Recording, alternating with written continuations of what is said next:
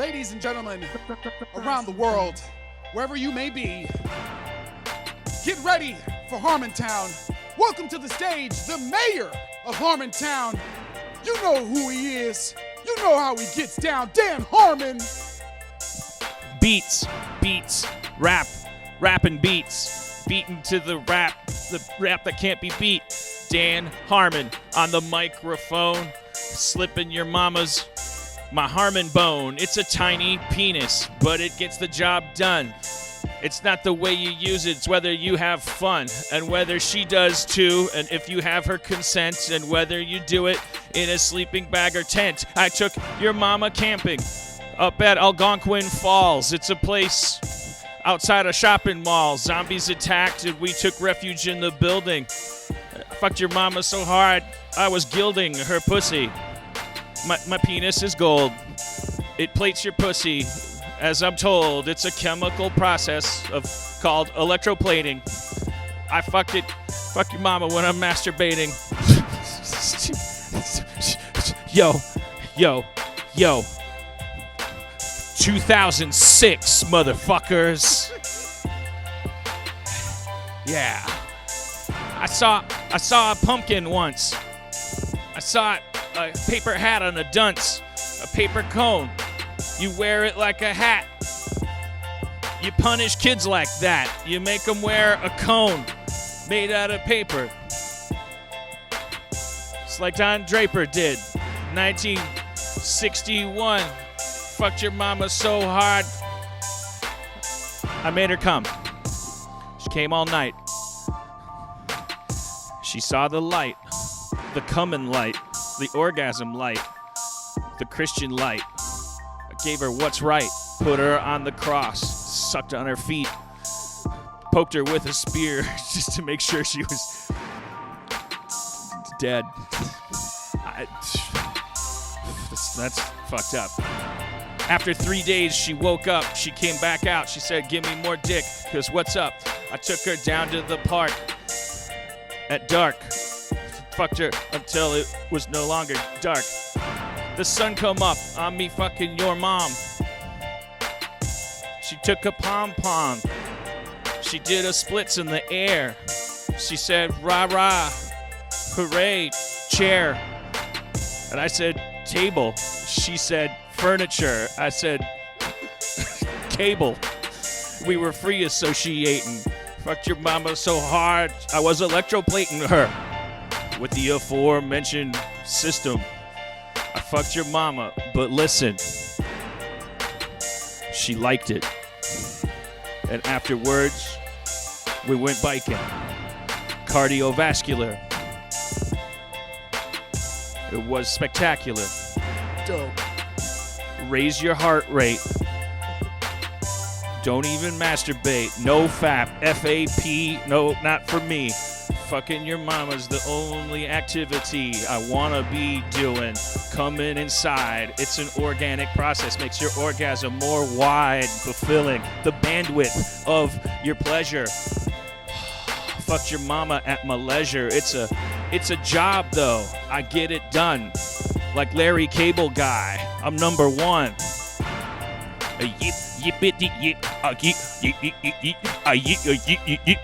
Harmontown is the show that's beginning. Harmontown is not the show that's losing, it's the show that's winning. There's no audience allowed in the warehouse because the man came down and shut it down.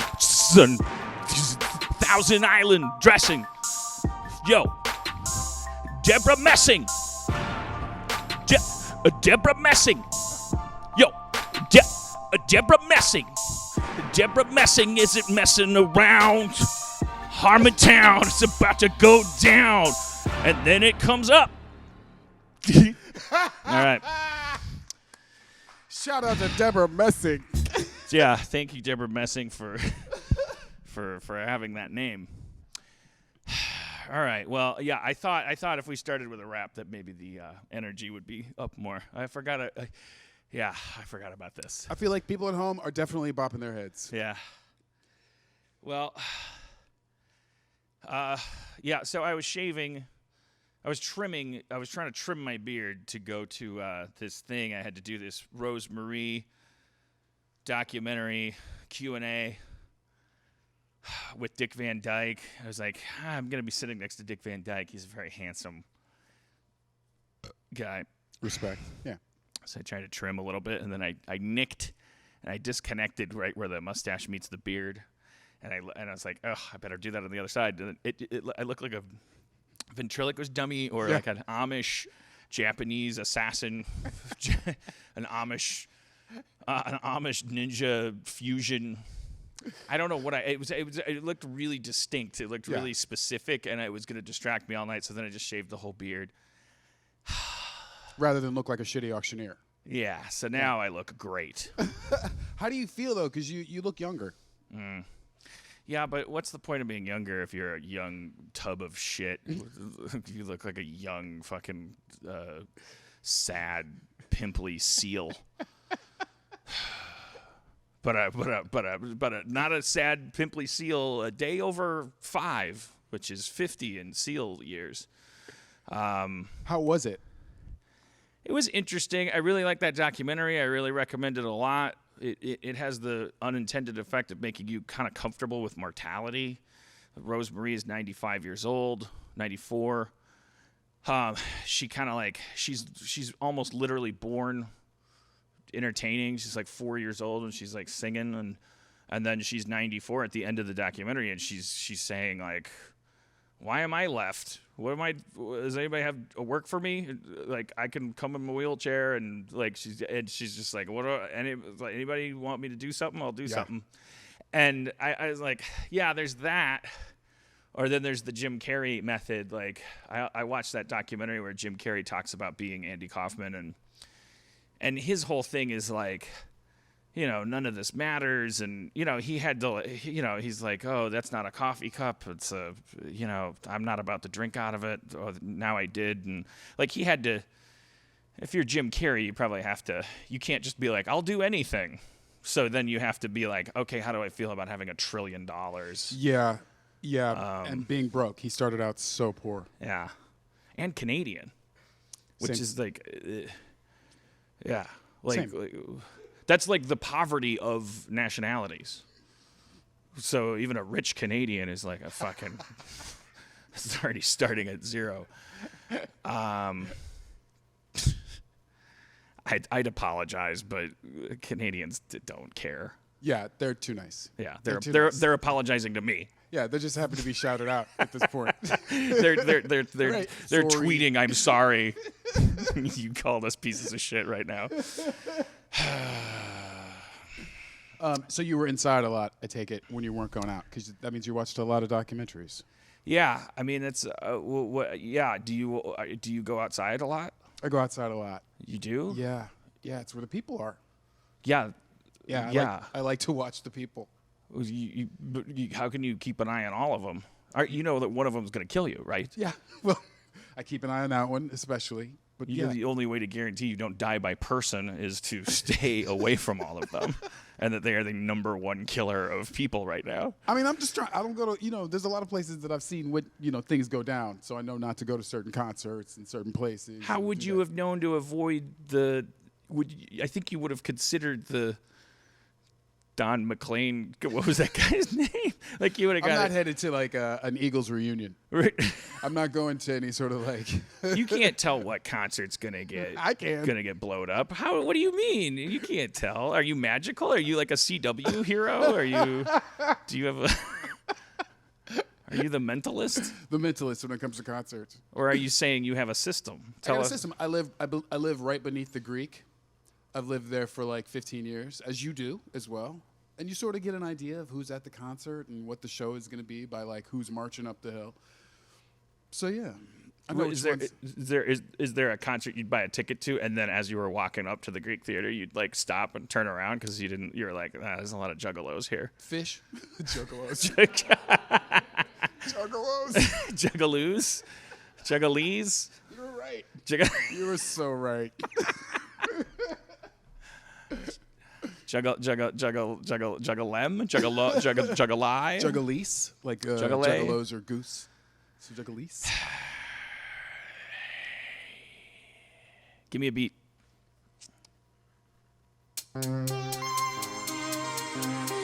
What's it all about? Yo, going to concerts.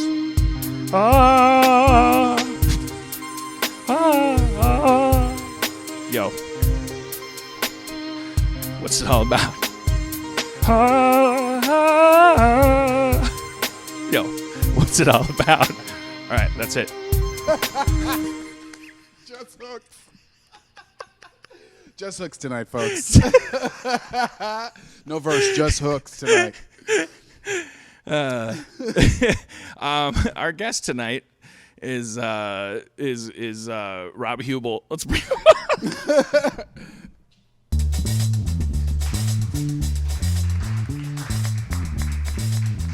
up. You can sit. Yeah, over there is probably better.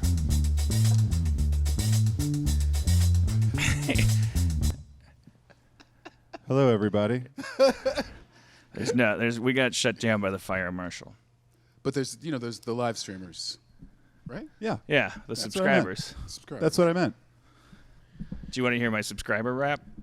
Dude, your opening rap, you're really good at that. I'm not going to let that make this rap worse. Hit it. Yo. Subscribers. Yo. Imbibers. Yo. Philosophizers. Yo. $5 a month. Getting this shit on. G-Funk. Helping us out financially. If I was a subscriber, I'd be like Minnie Driver.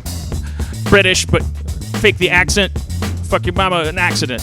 Yo, I put my dick in her pussy, said whoops, whoops, whoops, a whoopsie, whoopsie-dee. Whoop, whoop, whoop. There goes my dick, there goes my dick. I slipped on my dick like a banana peel. I slipped on my dick, how does that make you feel? My dick's so long and slippery, I ain't gonna go to Tipperary. I'm not an old-timey singer. Yo, hit subscribers, mini drivers. Subscribers in the driver's seat. Subscribers, $5 a month. $5 a month. Bring the funk. My name is Fred. I'm a subscriber. Thank you, Fred. My name is Janet. I'm a subscriber. Thank you, Janet. I see Tony. I see Sharonda. I see Peter Fonda. A lot of people don't know he subscribes. Remember in that movie where he drives a motorcycle with Dennis Hopper? I fucked your mama from the bottom and the topper. I fucked her titties first, then her feet. Then I did it backwards to the beat. Said hip hop. Then fucked your fuck.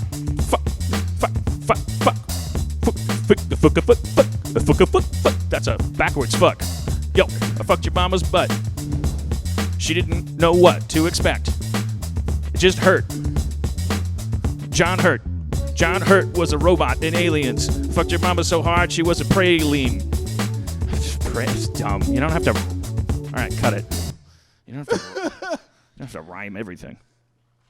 That was intense. There's a recurring theme.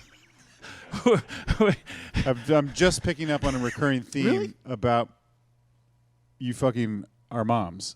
Right. Yeah, it's kind of it's been identified as a sort of crutch or a tick. It's kind of hard to get around. But it only touches on it briefly, and then it goes away, and then it comes back. Yeah. Then it drills down really hard on that. Yeah. Kind of goes away again. Yeah. But if I were like working out at the gym, I could take that song. Yeah. I'd put that song on the playlist. It motivates you. Yeah. Right. You don't want to be lean for Now, who made someone's that? mama. Who made these beats? Who made these beats? A couple of them are from Paramount. Oh, Parallel. Do we have the rights to these beats? Can I have some of this? Yeah, absolutely. Is it? Yeah, fix yourself up a little cocktail. Thank you. And I'll tell you what, I'll make you a special rap just for your workouts. Oh, shit. Hey, give me a beat. Yeah. Yo, Rob Hubel, workout rap. Yo, warm up. Yo, stretch. Don't forget to stretch. Yo, stretch your feet, stretch your thighs, stretch your abdomen. I'm fucking your mama again tonight. Stretch your quads, stretch your glutes. fucked your mama with my dick flute. A toot-a-toodly-toodly-too. Mrs. Hubel is coming to school. No. I'm teaching her with my dick tonight. Workout tape, workout rap, doing it right. Fuck your head, fuck your eyes, fuck your ears. Stretch them out. Mrs. Hubel has no fears. I don't like this. I'm gonna assuage her fears through exposure therapy. If she was scared of spiders, I'd slowly get her used to spiders, but she's just scared of my dick. Scared of my dick. So I give it a lick. I lick my own dick. Show her it's easy. I lick her dick. Then I get between her knees. Mrs. Hubel, please, can I fuck you till the break of dawn, till the early light? Mrs. Hubel, I might like to fuck you some more on all fours. Doggy style they call it, but I don't like that language. 'Cause you're a woman to me. A human first, a partner second, a woman third, a dog fourth. All right, pick it up. Don't forget to cool down. Cool down now. Did a good workout while I rapped. Rob Hubel's workout rap is a masterpiece. Fucked his mama in the east. I went to Pittsburgh, Eastern Seaboard. Fucked his mama so hard she blew out a knee cord. They call it a ligature. Did I fuck Rob Hubel's mom? Sure, but then I married her after, and I gave her some dues from AFTRA and SAG and BMI. Ass cap, don't go asking me why, because the ass is there and it needs something on it. What's Rob Hubel's mom's ass without a bonnet? She comes at you backwards, looks like a Cyclops baby. All right. Yeah, don't forget, walk it off and hydrate. That was the most upsetting thing. Thankfully, my mom is not a subscriber and will not see that. Was any of that true? The exposure therapy part seemed Yeah. realistic to me. Yeah. Well, it's researched. I mean, Also, she does wear a bonnet. I can confirm. on her ass, Yeah. yes. She Ass does cap. wear a bonnet on her ass. Someone from ass cap to A bonnet on her ass. Yeah. That was good. I got so excited about the bonnet, 'cause rhyming with on it, that I fucked up. So when you realize you do have a rhyme, it'll just fuck up your shit. I'm so winded. I I was on usually a get treadmill. winded. Did you guys get that? I was on a treadmill. Yeah, it was. No, you were booping the. Yeah. It was pretty good scene work. Really adjusted all the speeds there. I saw Yeah. that. I really am out of shape. I haven't worked out in a long time. Do you guys have any phobias that are genuine phobias? Like, and I would say the definition is, not just being scared of something a lot or more than other people, but like, phobia is a fear that would interfere with your ability to function in a certain situation. Like if you're unable to go out on a balcony. Yeah. I don't know that I have a phobia by definition. I've had a couple of freakouts that when I didn't know I had this sort of situation. Like one time we were shooting something and I had to wear a spacesuit for this sketch that we were doing, and I put on and they got it for some reason. They got a real spacesuit from NASA, like a legit spacesuit with a helmet and everything. And I put the helmet on, and it screws on to the neck thing, and all of a sudden I couldn't get it off, and nobody could get it off, and I had a fucking freak out panic attack. Like I was like, get it off, get it off, get it off, get it off, get it off. Like, and everyone's like, okay, just calm down. And like the visor was closed, and so it was like fogging up. And I just instantly thought like, oh, I'm just gonna run out of air, and I would have been fine, if I had just relaxed. But so I had a major freak out. That's not a phobia, though. No, because that was impending death. I guess I'm scared of spacesuits. Or space. Astronauts. Yeah, when I was a kid, and we would play hide and go seek and stuff in the neighborhood, flashlight tag, I was like, my strategy was I would find the creepiest, darkest, tightest fucking place where any human being would never even look, because it'd be like, why would a person even fit in there or go in there? And then I would just hang out in there until the game was over and come out victorious. But like, and then at some point, I wonder if puberty does it, or if did I bring it up? Because another thing I used to do is just let bugs and shit crawl all over me. But I think I know what happened there is, like, I was so fascinated with bugs and spiders and stuff that my aunt gave me for a Christmas gift a big Time Life book of big full color hardcover book full of the most poisonous spiders in the world, and like these crazy like close-up photography and like all these statistics about how fast they can crawl up your arm and go in your ear and stuff. And like, I think the book freaked me out, made me start thinking of spiders as, I think maybe, I don't know though. So are you currently Claustrophobic and terrified of spiders? Yes. okay? Yeah, so I don't know, did it change? Because we had a really funny prank we were gonna do.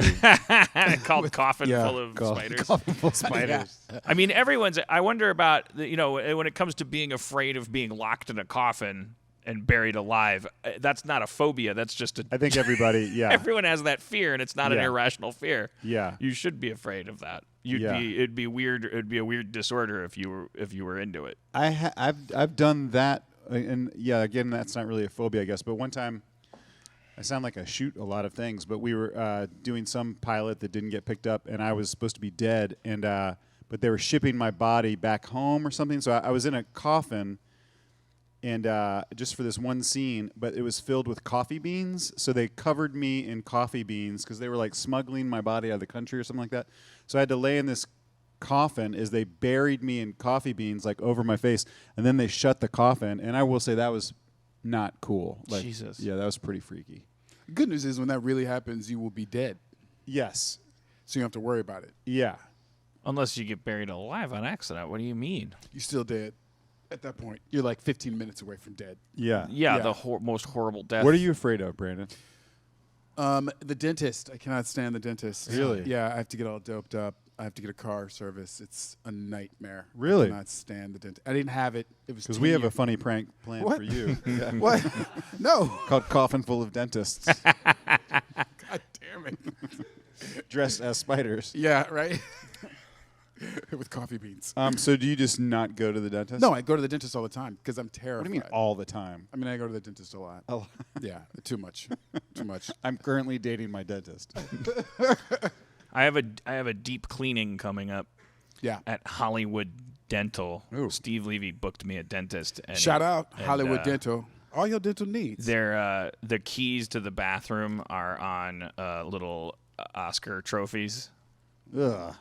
Does he have headshots of like famous people? I think so. You'd think I would have looked at them, but the whole place is it's themed after like fame. It's a fame themed dentist. Which I found a little tacky. That's a great theme. And I texted Levy as like, really? Hollywood themed dentist place? And he's like, it's got a really good reputation. And it's like, well, yeah, that's really fancy. I mean, there's stars everywhere.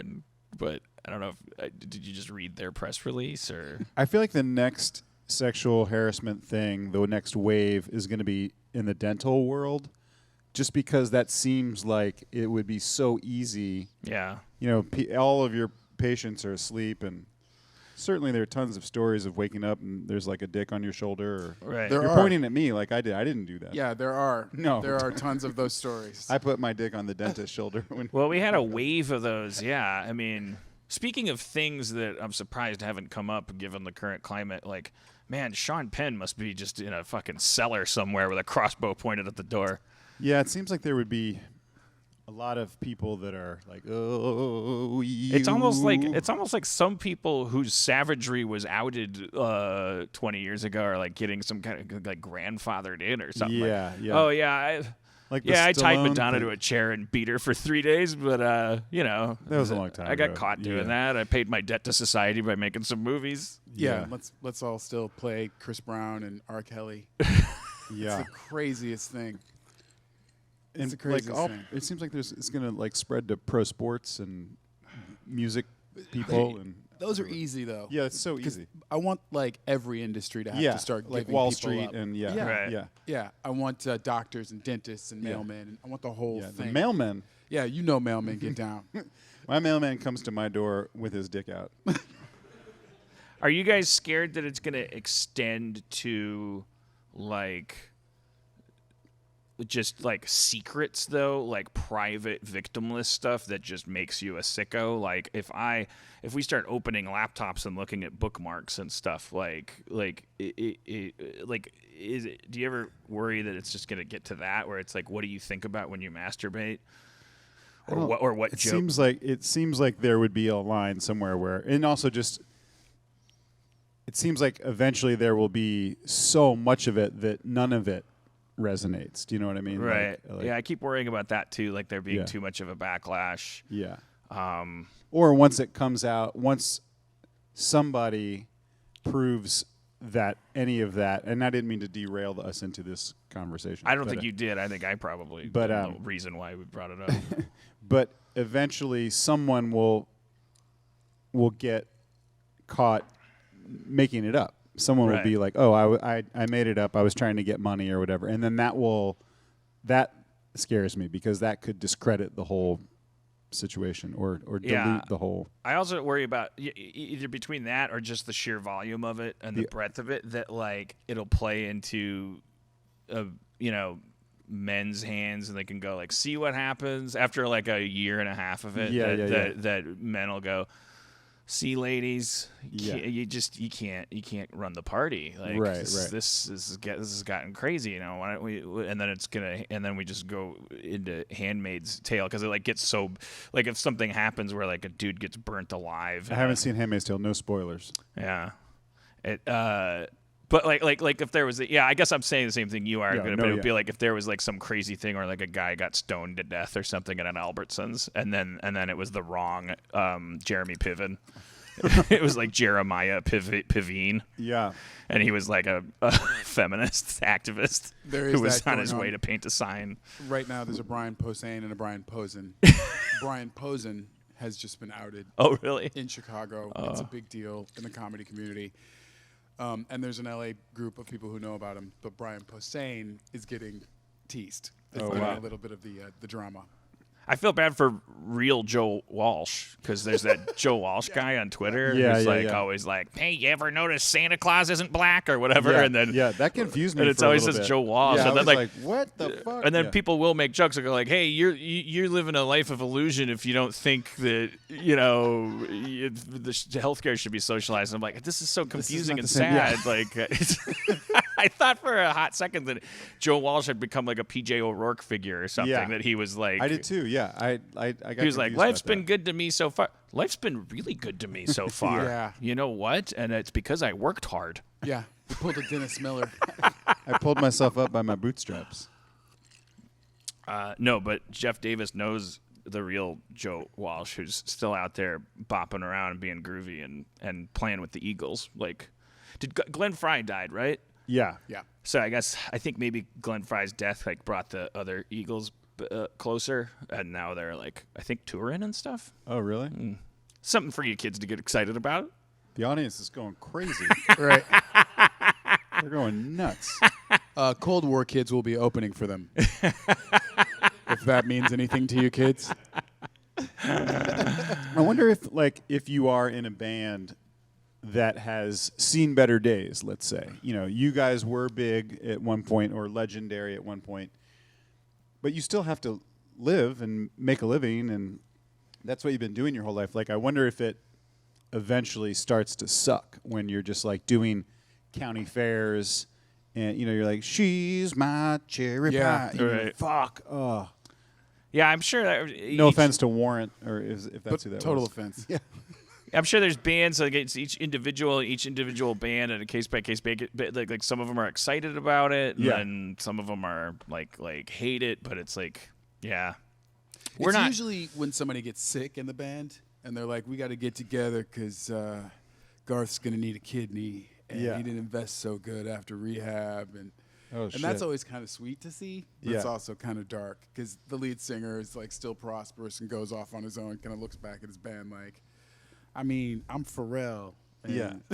Fuck Garth. right. Fuck Garth. I'm Pharrell, and you guys are nerd. It's great. I guess Prince will get the revolution back together Yeah, again yeah, because Lisa and Wendy need something. Lisa and Wendy need socks. They spent all their sock money. Yeah. I like that Pharrell and Garth are out there together. I let you know New Edition was like, we got to, Bobby Brown, we got to do something. We got to do it. We got to help him out. Yeah. I hope that I find $1 billion under a rock tomorrow so I can curl up under my bed and wait for the world to end. That might happen. Give me a beat.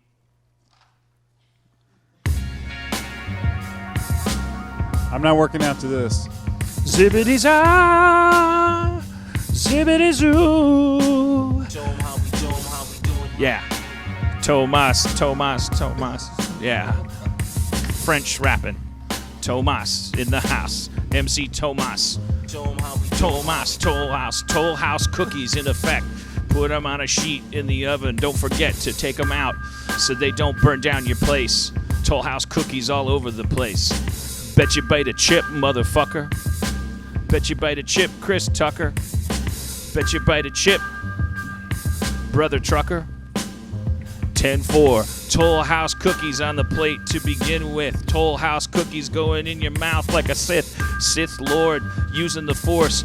Fuck your mama so hard, she said, of course. Fuck me more. Fuck me in Morse code. Fuck me like beep, beep, beep, beep, beep, beep, beep, beep, beep, beep, beep, beep. That was me spelling F-U-C-K. Morse code semen on her face and it's okay. She said, do it again. Spell out your orgasm. Toll House cookies. MC Toll House.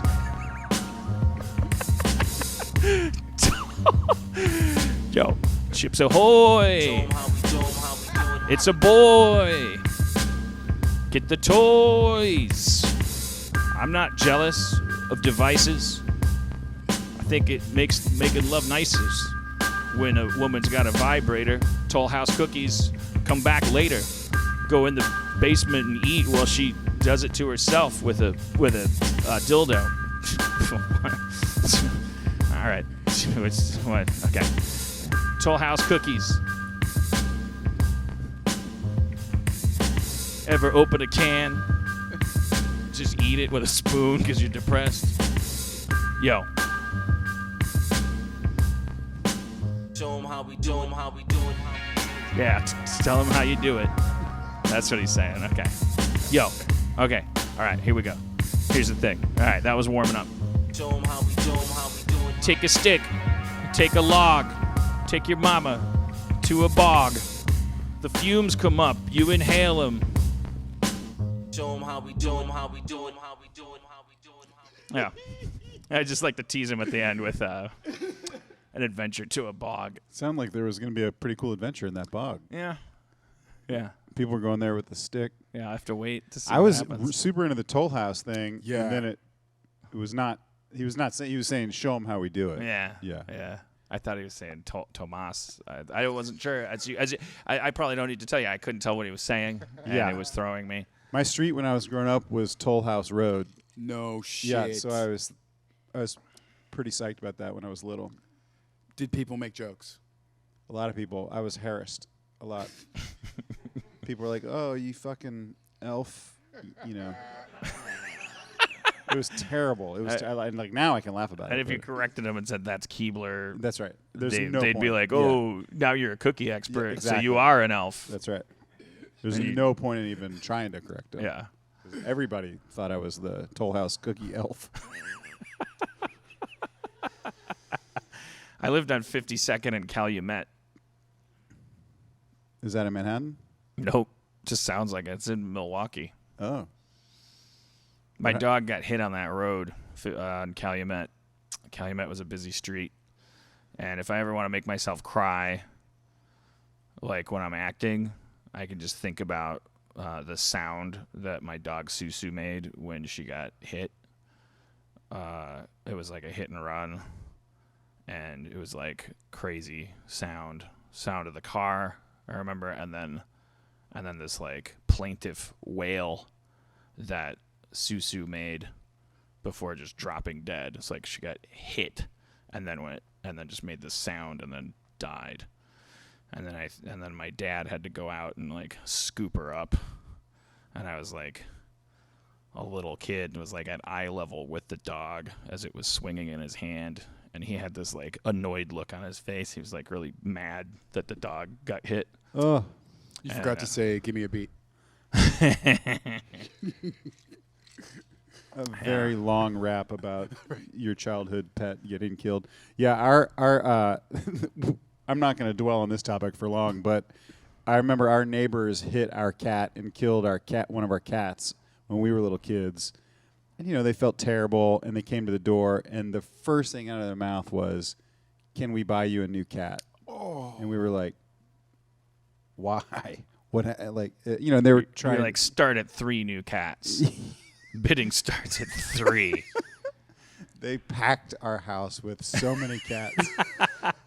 And all was forgiven. No, it was just, that was such a weird inclination on their part. Like, this happened. We'll just get you a new one. It's like, are you not aware that we were attached to this cat? Like, I know you're trying to be nice, but they didn't know what to say. They didn't know what to say. Yeah.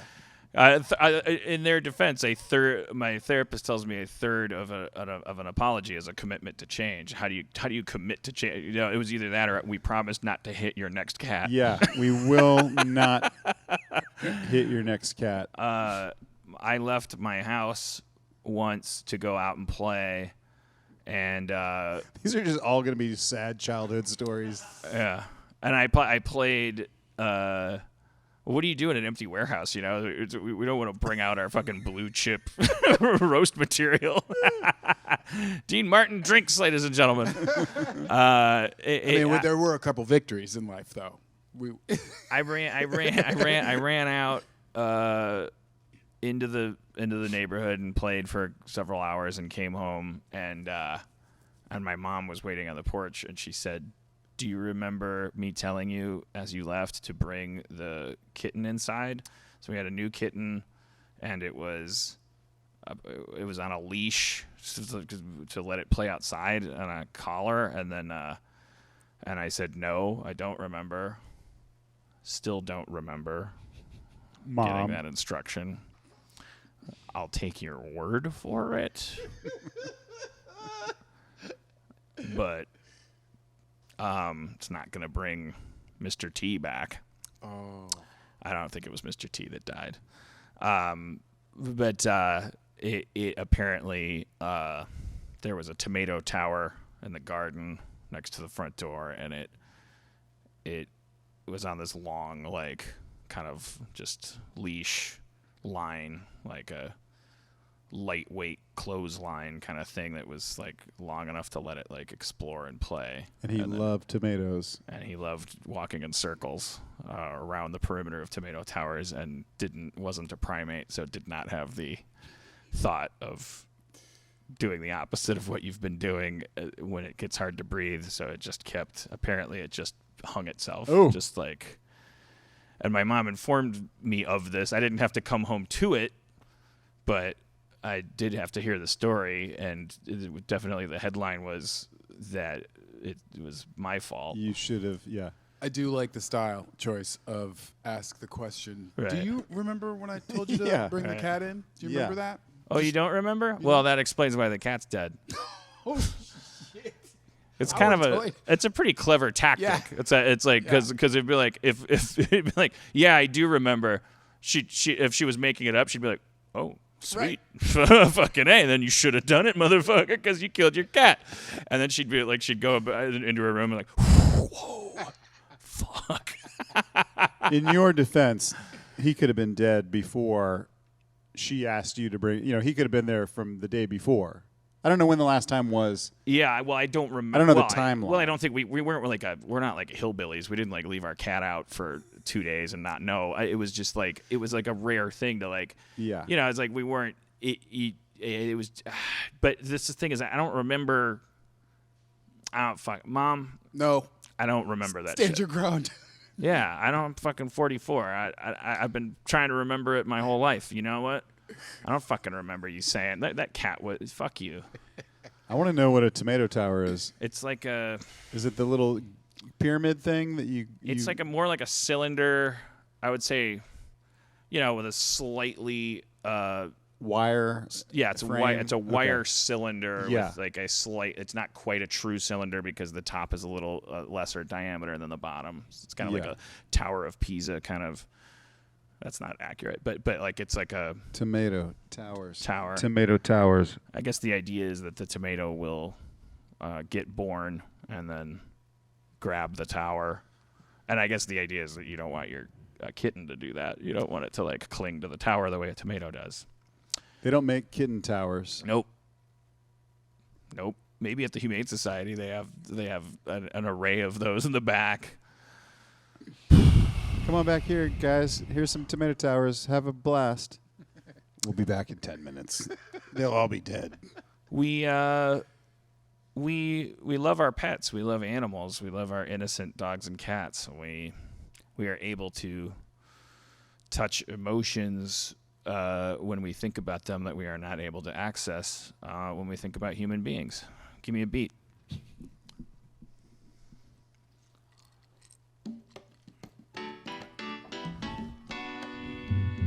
Yo, this goes out to all the pets I killed. Sorry, Rover. Sorry, Muffin. Sorry that about all the stuffing that I let you eat and choke on to death. Sorry, Beth, about the cat that I shot with my BB gun through the eye. Why? I'm a sociopath. Be a serial killer, but I don't have bravery or a support system. Jeffrey Dahmer is in the house tonight. Clean out that crawl space, play with the bones tonight.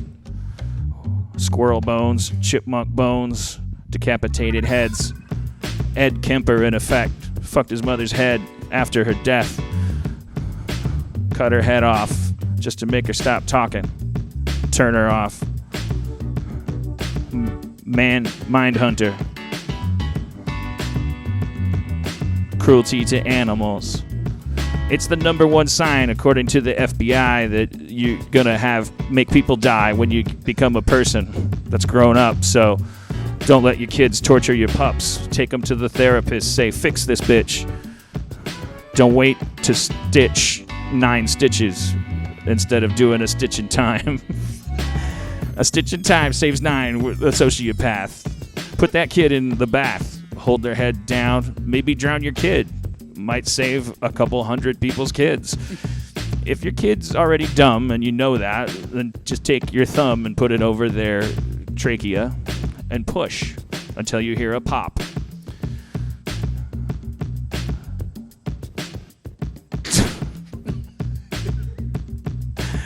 If you think it's going to be a murderer. Otherwise, don't kill your kid. Yo, but here's what MC Licorice did. Yo, I'm MC Licorice. What I did was kind of ridiculous. I started a shelter for wayward youth, children at risk. This is what we do. We make them play foosball and weave baskets and go to the mall, and we take them to the zoo and say, look at those lions. And they don't grow up to be death trying. They grow up to be lawyers and doctors, and they work for Gamble and they work for Procter. My name is MC Licorice, and I took a proactive stance, tried to turn shit around. Way to high road me, MC Licorice. Sorry, I wasn't as fucking optimistic as you. I don't believe half the shit you just said. Why don't you come over here instead? Try talking that shit to me instead of behind my back. Does it seem like it's behind your back? Fucking idiot. It's the microphone. Oh shit, you tough guy when you're alone. All right, I'm coming over there. Oh shit.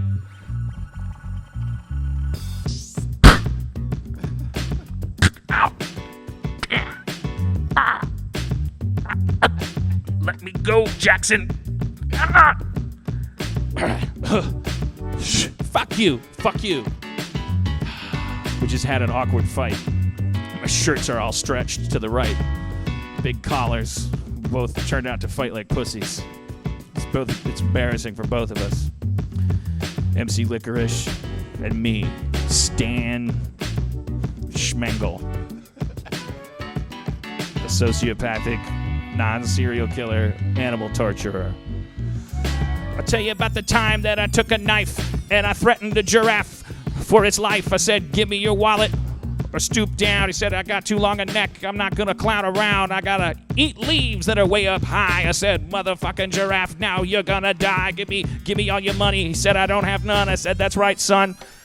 That's right, son. You're a broke-ass giraffe because I'm a primate. And I'll tell you what I do. I lift weights in the penitentiary just to get strong. I didn't spend too long rehabilitating. I just came in the safari.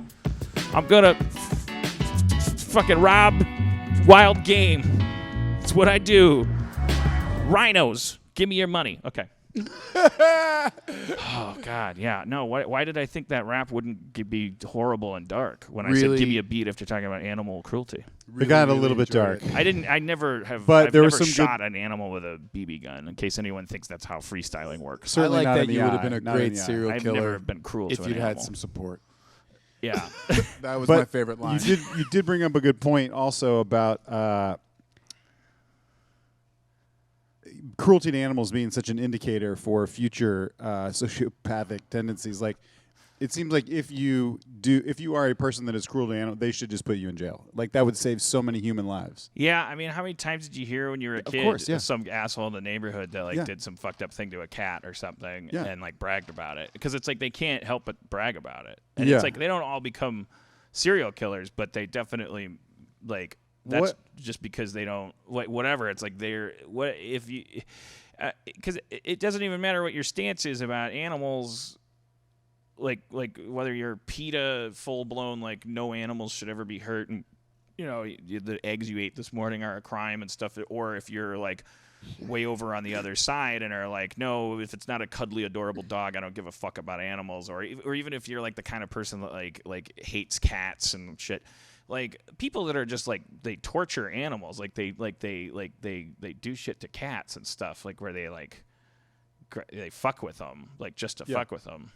But why not just lock those people up? Yeah. Yeah, it does seem to be an indicator. Because it's what do you do? Why would you have fun doing that? Yeah. That's the thing is we sort of, if you merge the two, being disrespectful to women and animals, there's this whole culture that we kind of got to rethink violence. Because I think we got lazy with it and we were sort of well, that's violent, but that's not violent, and this is okay to watch and this is okay to show. And we're sort of at a place where it looks like we might want to look at all of that again. And that might be one of the first things we do is be animals. Let's start with animals and work our way up to humans.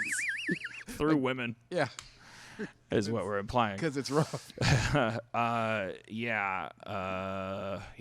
Where are we headed? I think my optimistic view of it is that we are rototilling the fabric of society right now. Yeah, that's the theory I've heard other people mention also, which I just jackhammering the concrete, and it's of course that's not going to feel comfortable or even righteous. Sometimes it's going to just feel insane, and every day someone says, all right, that's enough, because it's a friend of theirs or someone that's what, him? No, that's enough. Or this specific story is well, if that's right, that's enough. But and I know yeah, I think it's just a jackhammering of the concrete, and then hopefully then if we could just observe while we're doing that instead of there being a backlash, that maybe this is the ticket to we start to adopt a code and a principle where we go, I subscribe to the sort of equivalent of the Asimov's rules of robotics or something. There's like three rules, a litmus test you can rattle off before you have a human encounter, whatever it is, and you go like, okay, so who's harming who or who's getting away with it? I don't know. There's some like code, and then that's like a religion that comes up out of it, where it's not about men versus women or people of color versus white people or whatever. It like stops being that because it becomes so chaotic and it becomes so like, what? Mr. Rogers did that? Oh no! And like all of these heroes or funny people are tumbling, and there's all this like crazy shit until we're all so confused that we all cry out at once for order. We go, tell us what to do, tell us how to think. Tell me something to tattoo on my arm so that I can just look at it. Give me a symbol, a shamrock or a circle with 3 dots on it or something that could represent like the 3 acid tests of whether or not you're good or evil. And then it can just be about people that subscribe to that belief system versus people that don't. Because the belief system will have built into it, as does animal cruelty, like a kind of like, well, why would you bother fighting this? Like, so, and then there would be people going like, I don't believe in that circle with 2 dots thing.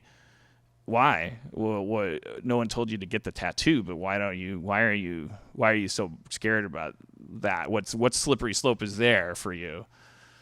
And then we could just like, we'll just choke those people to death, put them in prison. The Al Franken thing is sort of something that you just said, which was that when they find out Mr. Rogers has done something weird, and it's so frustrating to hear people sort of defend him, because you're at this point where you're like, the world assumed that only people you didn't like were going to be found guilty. And it's sort of a wake-up call to say it's going to be guys that you like. Yeah. It's going to be people you love, fathers and brothers. And we have to say we have the same standard. Yeah, across and the what board. I mean, I'm sure there's the Al Franken story is getting pretty close to. I'm pretty sure, like within 10 years, like I don't think there's probably not a photo you could dig up of me like honking some titties, but like, and I don't think I ever like. Right. But I just it's in terms of it's like, well, I would expect that sooner or later, if we were gonna like put a black light over my entire life, 40 years, that there's got to be some narrative where I'm like way out of line in my past, and I'm definitely not pretending to not remember. Like I don't know if but what I do know is that if there was some like, if someone said something, it was like, oh yeah, I was doing a show with Dan Harmon and he blah blah blah and he did this and that, and I would go, if it was true, then I would go, okay, yeah, that's true, and I that was fucked up. Yeah, I either was just reminded of that because of the story, or I've been thinking about that for a long time, and I'm really embarrassed about that. Blah blah. Isn't that basically how Al Franken responded? Like I don't know if his apology was like suitable or whatever, but what's the big, it's like if you didn't actually, it should be okay for there to just be like, oh yeah, by the way, here's some like shit sprayed on you. Here's a little dye pack on you from 2005, and you should be able to go, yep, sorry. And then the key is evolution, in that if we found something about you in 1998 and then you were still doing it in 2006, sort of like in a Louis situation, I think then people are angry. But if we find out that when you were 18 you were inappropriate, but now as a grown-ass man there's never been a case again against you, then we see that you've evolved. And I think that's what people are asking for. Yeah. And I think that's the thing that separates cases. I think the crucial things are cover-up, dishonesty, stuff like that. Like, yeah, if there's a trail of like, no, I'm gonna keep doing this and I'm gonna lie about it, or like if it comes forward and then the person's response is like, that didn't happen, like, okay, then we have to, and then it turns out it did happen, then it's like, okay, but do you understand that that doesn't bode well, because you're not, that means that if you could get away with it you would, as opposed to like, oh, did I do that? Urkel, we call it the Urkel the Urkel effect. Just say, did I do that? Just remember Urkel, the Urkel principle. How do you spell Urkel? And then we'll make up like an acronym for the. I I don't what how did that come up? I don't know. Oh, the Al Franken thing, I guess. Yeah, because it's like, well, yeah, he's a senator. I think we should assume that all politicians are fucking creeps for sure, right? Well, there's going to be. Why are you shaking your head? Oh, because of Maxine Waters? You're so fucking racist. There's What definitely about Kamala Harris? I'm not racist. Oh, she's black too. there's definitely going to be a ton of old white men in D.C. like that get fucking purged from this. I mean, on both sides, I'm sure. I mean, it it's just should be no shock to anybody that a senator of any state. I know that should not be okay, and I'm glad it's no longer okay. And we should expect that every single fucking one of them is gonna have somebody come forward and say, like, yeah, because people with power. My therapist said she's a married lesbian, and she said, Does she watch the show? No, I don't think so. If she does, she's smart enough to pretend she doesn't. But because then I think it'd feel like it would ding our therapy or something. But she uses Family Guy references to like make her points. She's like, must love it. sometimes Peter Griffin has like an angel on his No, shoulder. she doesn't. Yeah, and I'm like, I have a cartoon you could use. I know. That is hilarious. I would love to see your face when she says. it's When she exact. makes I'm like, Family Guy. yeah, great. The third time she did a Family Guy reference, I was like, "Are you trying? Like, we're gonna have to have." Like, well, he's in comedy. He'll gonna- appreciate that I'm trying. I'm gonna need to see you twice a week because of your references are fucking me Hilarious. up. Like it's like when do I get some validation? Hilarious. I get it. I should let go of the need for that, but like, do you have to? Wait until she starts to talk about it like she doesn't know you're associated with it. Just you should have seen on Rick and Morty. Do you watch that show? Anyway, Dan, you should have seen on Rick and Morty. But she said, listen, it's power. The studies and the anecdotal evidence show, even in the psychological community, like women who are not only women, but they work in the shrink industry. There's still ways to become empowered as a person to the point where your mind starts to bend and it just happens less because women are because we've gaslit them into like they don't get as many chances to be in such power that they can like find out how She's saying it's up. human. Yeah, it's like it's a person in power thing. I don't think it's like a split equal thing. I think it's gonna take decades to convince me that guys aren't like neurologically like more fucked up. Like just like it just seems. But I do believe her when she says like anybody that gets a ton of power over another human being, like you have to go into that situation with your shit together. That is not going to bring your shit together, that situation.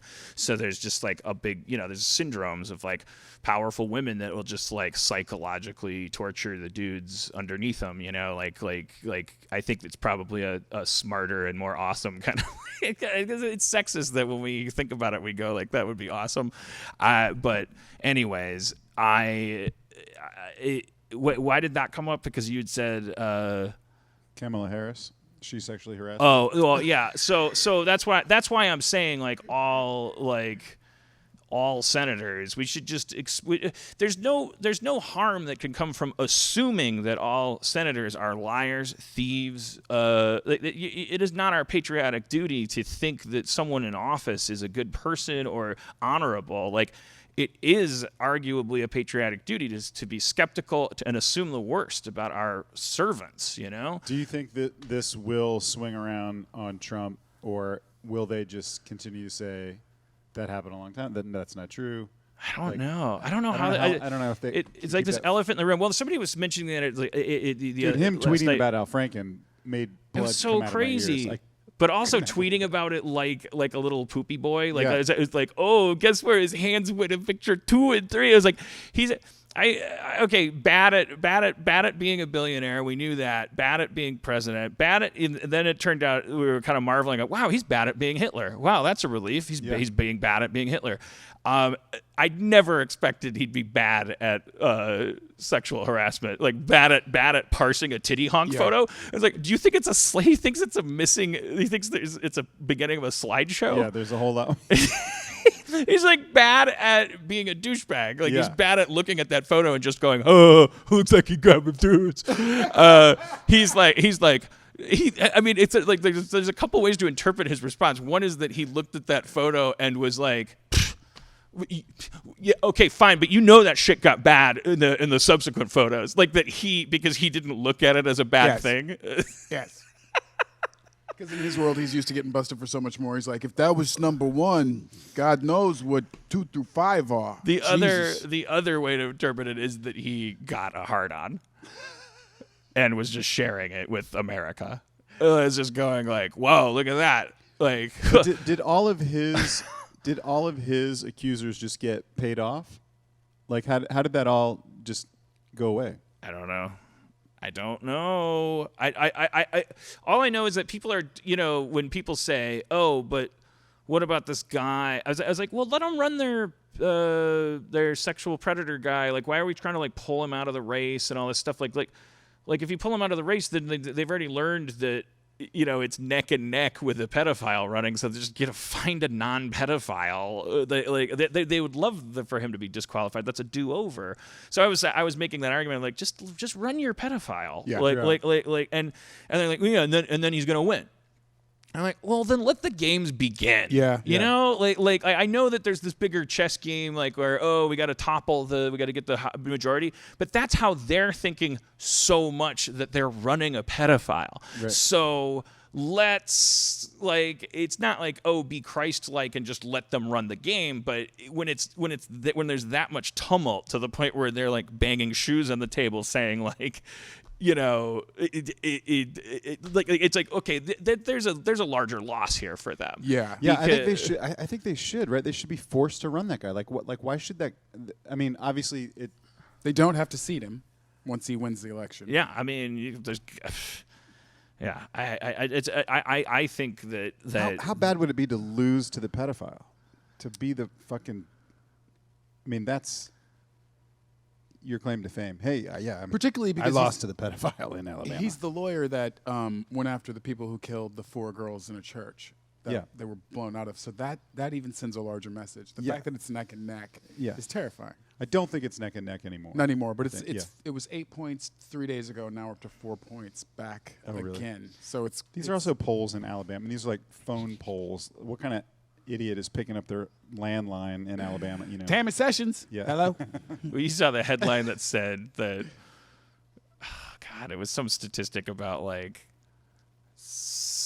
I'm pulling this number out of my ass, but it was like the actual numbers I'm pulling out of my ass. But it was like 6 out of 10 evangelicals in Alabama say that now that they know about this, they're rescinding their endorsement. They want to vote for him twice or whatever. Oh, that it was God. like that they're doubling down.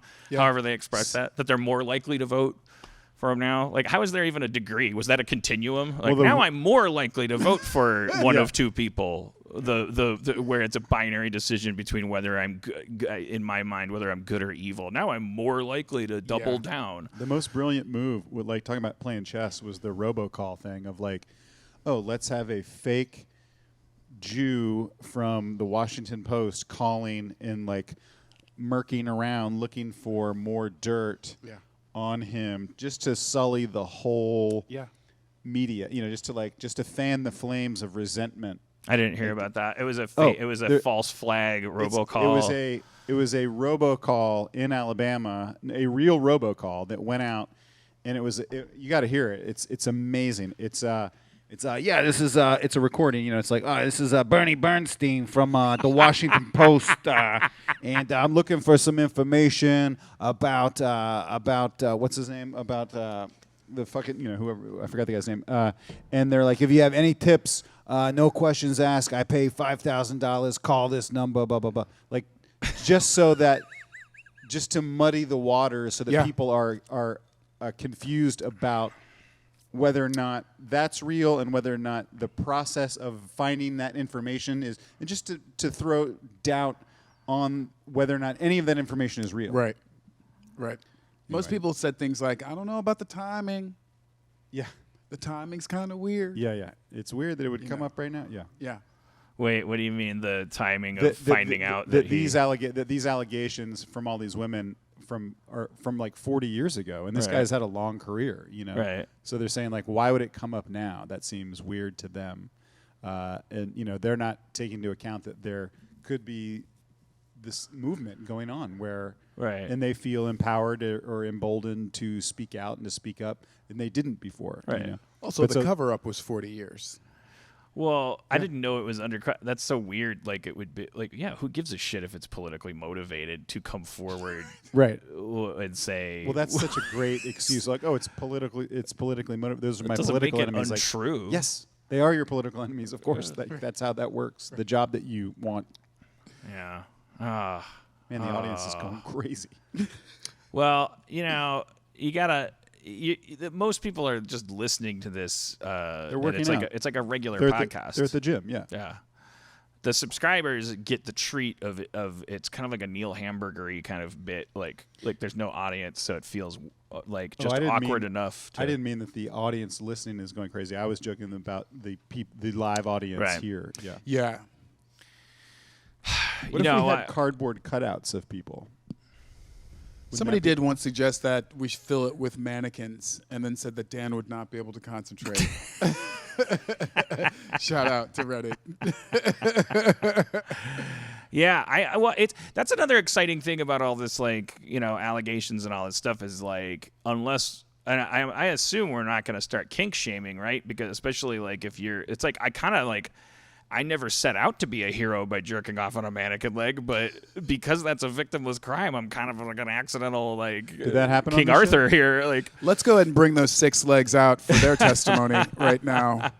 like I just happen to. That's the other thing I want to be careful about. That's why I've been like careful to like go like, well, let's talk about the silence and let's take account about the way we're treating women and all that stuff, because I don't want, because otherwise I'm in the catbird seat and I didn't want to be, because I didn't choose. That's not by choice. That's no more by choice than if I was born like gay or something like that. Like my proclivities don't happen to involve like Living people. Yeah. Yeah. Well, I mean, but they I'm not, but I mean, they do. My proclivities involve my living girlfriend Cody, but I just mean like I don't like it just a YouTube video goes so far, like it doesn't. I never really. I don't have the biology. I don't think that results in like being so frustrated with a woman for not letting you assault her that you have to jerk off in a potted plant like while she watches just to get your life back. But whenever anything that involves like coming, or craving, and all that stuff, I'm always like, even though it's like really easy to vilify the creepy people, like I know like I'm creepy, like I'm just not. I just don't happen to be creepy in a way that like would ever bring me into an intersection where somebody else was getting hurt without their consent. But I don't think that's because I'm a noble person. I think that's because I like saw some pantyhose feet under the table when I was 10 years old in the 70s or something, and like I don't. So I'm like, because I don't want. It would be just like so easy to just go like, oh yeah, let's find all the worst people and let's get rid of them. But it's not really. It's like you can find monsters if you look for monsters. Like you'll just find them. But I don't think that'll. I think if you could wave a magic wand and get rid of every guy that ever hurt a person, I don't think that would solve the problem. But also, people are complex, and everyone has bad shit about them, and not everyone that is being, Different shit. Not to tie it back to what we Different. were talking about, but all of those people are still going to be in society and living, and like they were charged with whatever sexual misconduct or sexual assault or like. They have families and kids, and they love their kids, and they just, people. Sometimes I'm not defending any of those people, but I'm saying that people are complicated, and good people do bad things, and so how do we deal with that? Yeah, we have to make this about like how do we fix society? Not it'll be the easy way out to make it into okay, got this one, that one, that one, that one. Just some symbolic bullshit. Yeah. Because. For a couple reasons. One is like just your classic scientific reason, which is like the same reason your doctor tells you got to finish these antibiotics. You can't just take them until you don't have the sniffles anymore and then throw them in the garbage. You got to keep taking them after you feel good, because if there's a couple left, they're just going to be really good at being making you sick. So the metaphor there is like, do we really want to just find the Weinsteins, hang them from the highest tree, and then what's left? Oh, the super secret agent predators Right. that like never get caught. The Kevin Costner's in Mr. Pottery Lacquer. What's that movie? Mr. Brooks. The Mr. Brookses out there will remain, watching the Weinstein corpse swaying, and they'll be like, okay, back to work. With my Jeff Daniels or William Hurt, Tyler Durden in my SUV guiding me. You want to, come on, you want to go and do it. Come on, let's go kill some more people. It's a pretty good William Hurt, come on. I never tried William Hurt, just fucking did it. So when is anyone ever going to appreciate me for the fucking, like, accidental Rich Little that I am? Like, I'll just think of I can do a perfect impression of any celebrity once. I'll never be able to do William Hurt ever again. You guys know that you were astounded. It was pretty great. He's playing deep cuts tonight. But then someone will say, "Do your William Hurt," and I'll won't be go. able to do it. Do you guys want to hear my impression of the beginning of the Sword and Scale podcast? They have a disclaimer guy. I'm not going to recognize this, but I'm going to act like I do. Sword and Scale. Oh shit! I can't do it now. Sword and wait. Fuck. Can I do it privately? Sword and Scale. Sword and Scale contains violence and adult theme. Nah, it didn't. I was cracking Cody up with it. See, that's the thing. I did it once right. One more now time. I can't do it. Try it again. Sword and Scale. Sword and Scale. Sword and Scale contains violence and adult themes. Sword and Scale contains violence and adult themes. No. I'm Aaron Mankey, and this is Lore. Podcast impressions. Karina Longworth had something interesting to say about Otto Preminger. This is the story of MGM and Charles Manson. I was wondering if we could all try and do maybe a little bit of Ira Glass. Is Charles Manson about to die? Yes. Did he already die? It's close. Very close, I hear. Are people upset about that? People seem upset. The weird thing will be, does Charles Manson, by virtue of our culture's well-justified penchant for irony and going lateral or correcting as we go, will Charles Manson get a worse or better Viking funeral than Hugh Hefner? Like, Hugh Hefner got fucking blasted. Like, he lived 15 years too long. Like, if he had died 15 years ago, which so many people that knew him and were in the same room with him argue that he did, that it would have just been your usual, like, he would have gotten that eulogy you'd expect of, like, he was an iconoclast and a rebel millionaire that changed the culture, blah blah blah. It's like he hung on so long that he got to see, like, oh yeah, see you later, you fucking monster. Yeah, hadn't he sold the mansion but was still living in the mansion? That was part of the put deal. the mansion up for sale with the odd caveat on the price tag that he was allowed to live there till he died. Small contingency clause. And now the guy said he's going to reunite both properties because it used to be one huge super mansion. Oh, really? Isn't that crazy? I've never been there. It seems to me like it would be a bummer. It's a bummer. There are parties out there and be like, it's going to be at the Playboy Mansion. I'm always like, that's fucking bummer. It was a bummer. Yeah. It was a bummer. I was there once. Yeah. I think it only smelled like mildew because it was raining, and so they did something they don't normally have to do, which is because it was an outdoor on the lawn courtyard party or something, and they had to unroll awnings that I think just they just rolled up since the last time it rained, and so the whole place smelled like your grandpa's sleeping bag. Yeah. And the buffet was sort of weird looking, sad, kind of like bad hotel-y. Did you get that? Yeah. I mean Mar-a-Lago. More Princess Cruise Lines. Just dark.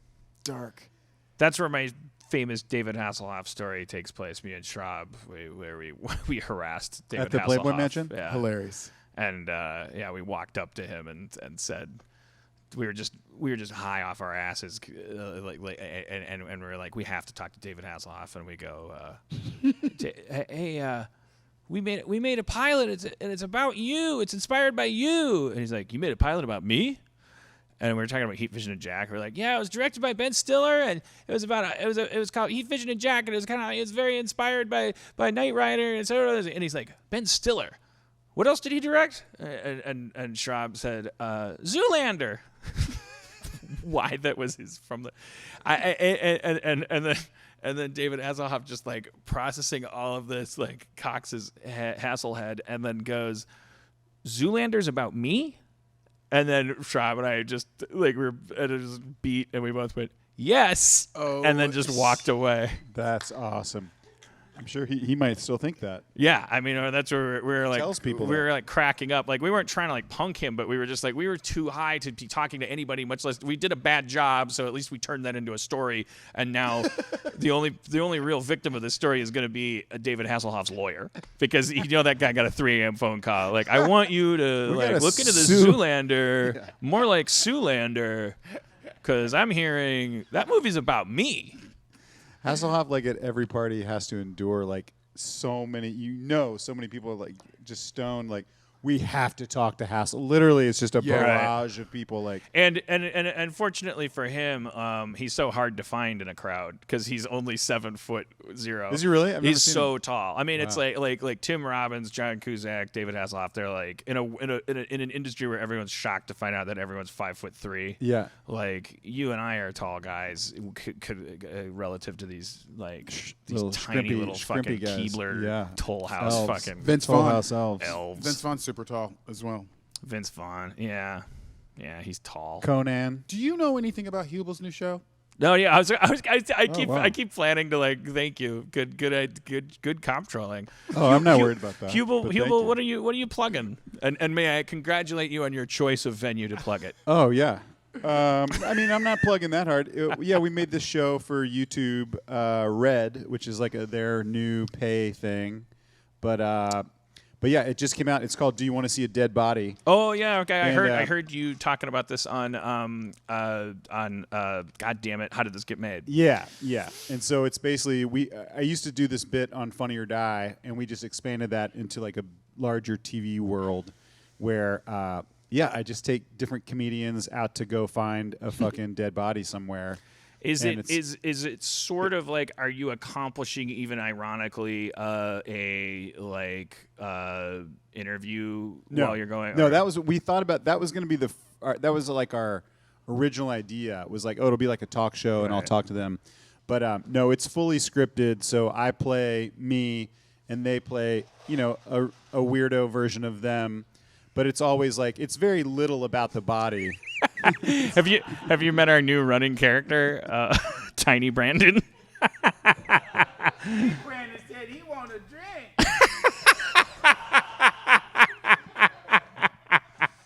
It's I'm in our wondering new. did you think that no one was going to notice you? Like,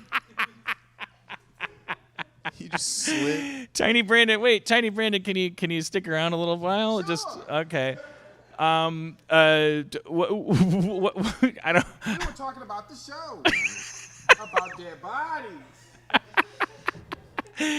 Tiny Brandon, are you worried about America? I open up for Kevin Hart. And when we're on tour, I see a lot of different faces, all so big. I thought Tiny Brandon was a child. I think he's an adult, but he's mentally handicapped. Yeah, when I first saw him, I thought it was like part of the Harmon Babies thing we're launching, where it's like all of us that are like but younger. But no, Yeah. I think he's. Yeah, I think he's. Tiny Brandon. branded. Yeah, he's 48 and he's fucked up. Like there was a fuck up at the hospital. Under the podium, and then when Big Brandon needs something, I comes out. I'm Tiny Brandon. Oh. Now back to your show. Okay, thank you, Tiny Brandon. We won't Thank you, keep Tiny Brandon.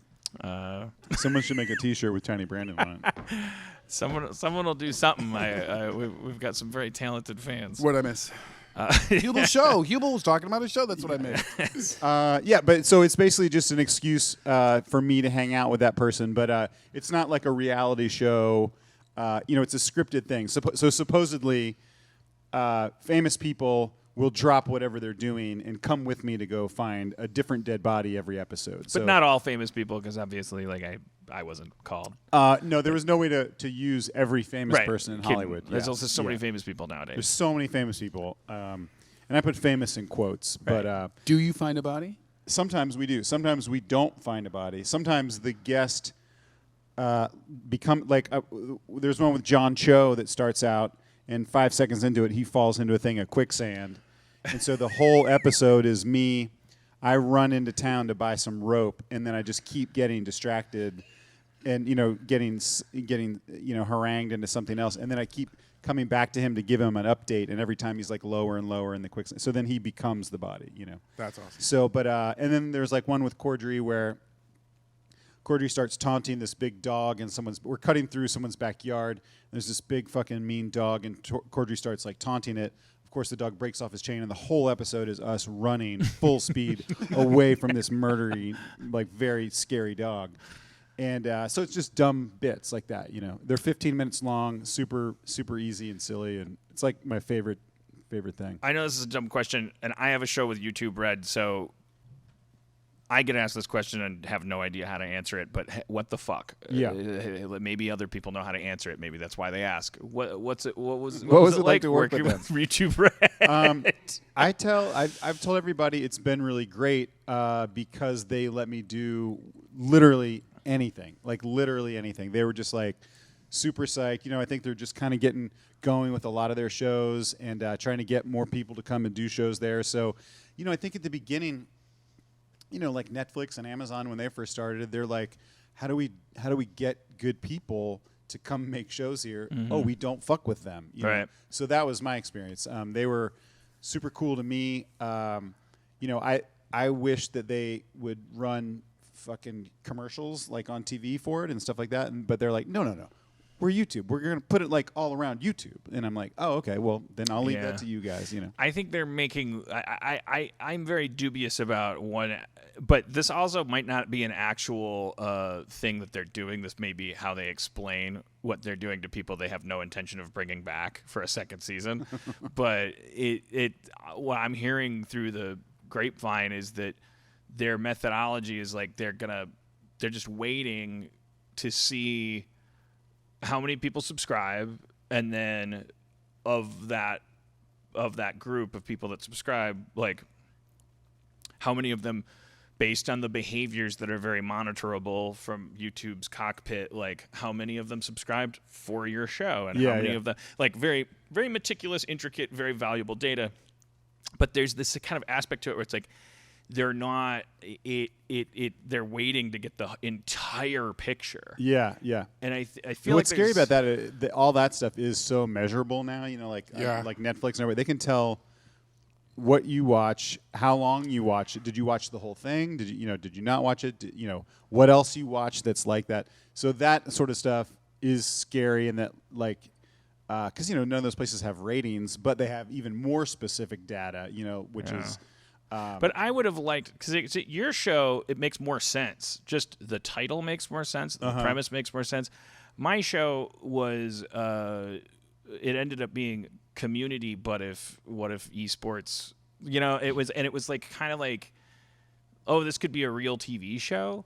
And if I had known what the business plan was going to be in terms of like how you got a pickup, I would have called my show, for instance, do you want to see a dead body? Literally, because that's like the most brilliant, because it's like it just, I would have leaned into some that. kind of hook, or I would have called it like fuck fuck, Yeah. you know, like, Yeah. oh, fuck. Cool dicks. But there Yeah. was a lot of talk of like TV 14, Yeah, TV, this and that. It was like, well, that sounds weird because you like that's not Amazon, that's not Netflix. That's those other companies were just like, Yeah. it is true that those companies are like, well, we don't really know what we're doing, so let's just start doing it. Yeah. Who wants 10 episodes? Okay, this person worked in TV, this person worked in TV. And that I'm worried about this model like dying on the vine a little bit, like, but then again, they're YouTube, so They have they all can, the money in the world. They can I do know. it once wrong and Yeah. then shake it And off then and go- do yeah. it and then be even better than everybody. Well, they're definitely figuring aspects of it out, I think. Like, because I was worried about that too, like the TV 14 type approach, because I didn't want to do that. I don't want to like make a show that's appropriate or palatable for like little kids. Like, I don't really care. Like, all I really wanted to do was make a super fucked up, funny show with our friends, you know. And like, I knew that if we did that, then that's all I can control. Like, I can't control any of the other bullshit of the marketing and, who subscribes to it and how many people, blah, blah, blah. So, I try to approach things, as I'm sure you do, it's just like, someone gave us some money to make this. Let's make this thing as cool as we can, and then maybe we'll get to make more. Who knows if we don't? You know, I should have like approached it more like that. But then again, that's not how this project got developed. Like, people came in that like were excited about the esports thing and it had an exciting take on it. Yeah. We took it wide. YouTube Red ended up expressing the most interest in it. So that whole process is kind of like incompatible with the idea of, and then we'll see if anyone wants to subscribe based on zero promotion and what they click on and how long they click on it. But like, again, I would have called my show Pussyfoot. Yeah. Like, it would have been the adventures of Pussyfoot, and the sub headline would have been like, could a pussy be a shoe? Like something, or like I would have called it McSniblets, the Pussy Shoe Diaries, anything that would like be trendable and clickable and like, and would have had like a guerrilla feel to it too. Because I wouldn't have tried to make Cheers. That doesn't make any sense. If you don't know Cheers exists, and frankly, if you aren't being told by People Magazine that Cheers is worth watching, you're not going to watch it. So I don't know.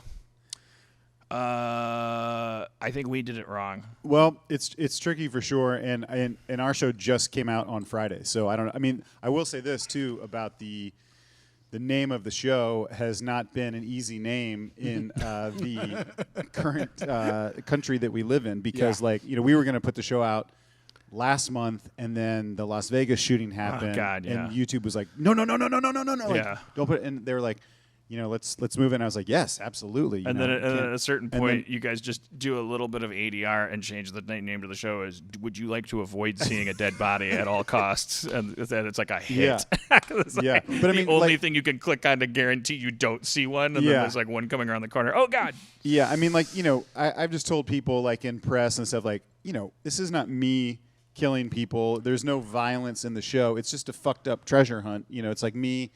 It's like Stand By Me, it's like, but just with like funny adults. That's really so, but it's still like the name of it scared them a lot. I think is just as far as shit that keeps happening. Like they're like, oh yeah, we can't put it out now. There was just this, Yeah, well, let's wait. Let's wait until these mass shootings cool down. Yeah, or until death goes away. Until no one died today. until absolute. Like 100% saturation to the point where no one could possibly be offended, because it would be like if your show was called Who Wants to Breathe Oxygen? Yeah. Because there's just dead bodies everywhere.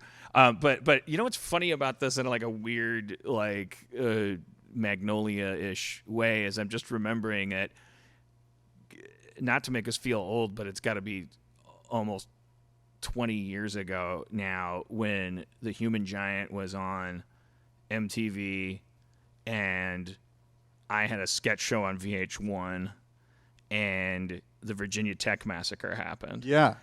And it was like, I think Columbine happened before that, right?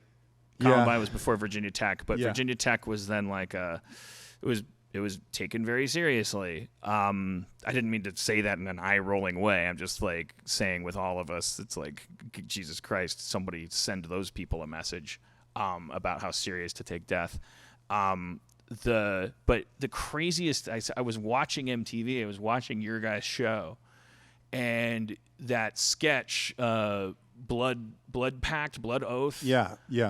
It's a sketch on the Human Giant show. The guys are trying to decide where to eat lunch during their business lunch, and they take a blood oath to. Yeah, we decide to go to a barbecue place, but just in order to guarantee that no one will change their minds, we go into like the storeroom of the store. We work in like a fucking tiny little video game store.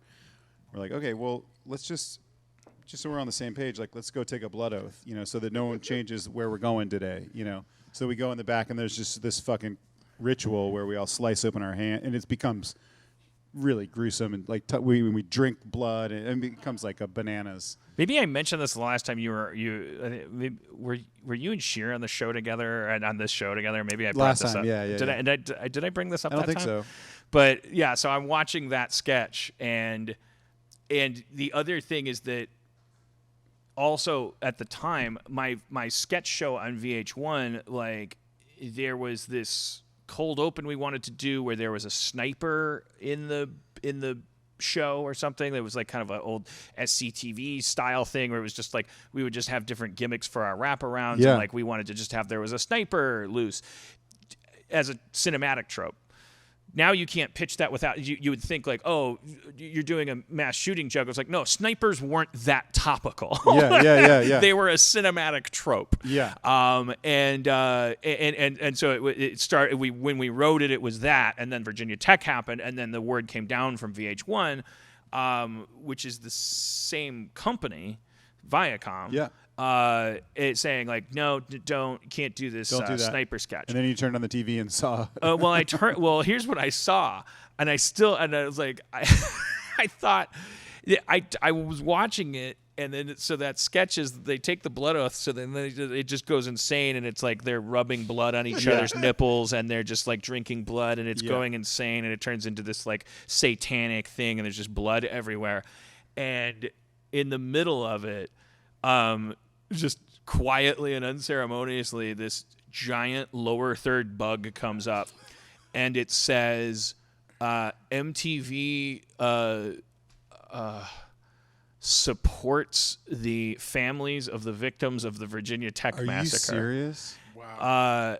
And it just stayed there. During that sketch, like just coincidentally, or they? I didn't someone think it was a worried? coincidence. Wow. Because I never heard of the that. note I got from VH1, I was like, oh, and I parsed it in two. I was like, oh, because we're not Human Giant, we got to get our thing killed. But then I thought, well, be reasonable, Dan. They already shot this. Yeah. It's airing, and they killed your script, but this couldn't be killed, so they brought this bug up. That's over it. Amazing. Then I talked to people about it later and explained that story, and so, I don't know, it could have been you even said like, no, that had to be coincidence, just sheer coincidence, but it looked like they that would be I don't think that they are organized enough to like go through their shows and know that there's a really violent, bloody sketch airing tonight. We should put a condolence message there, but that is perfect timing.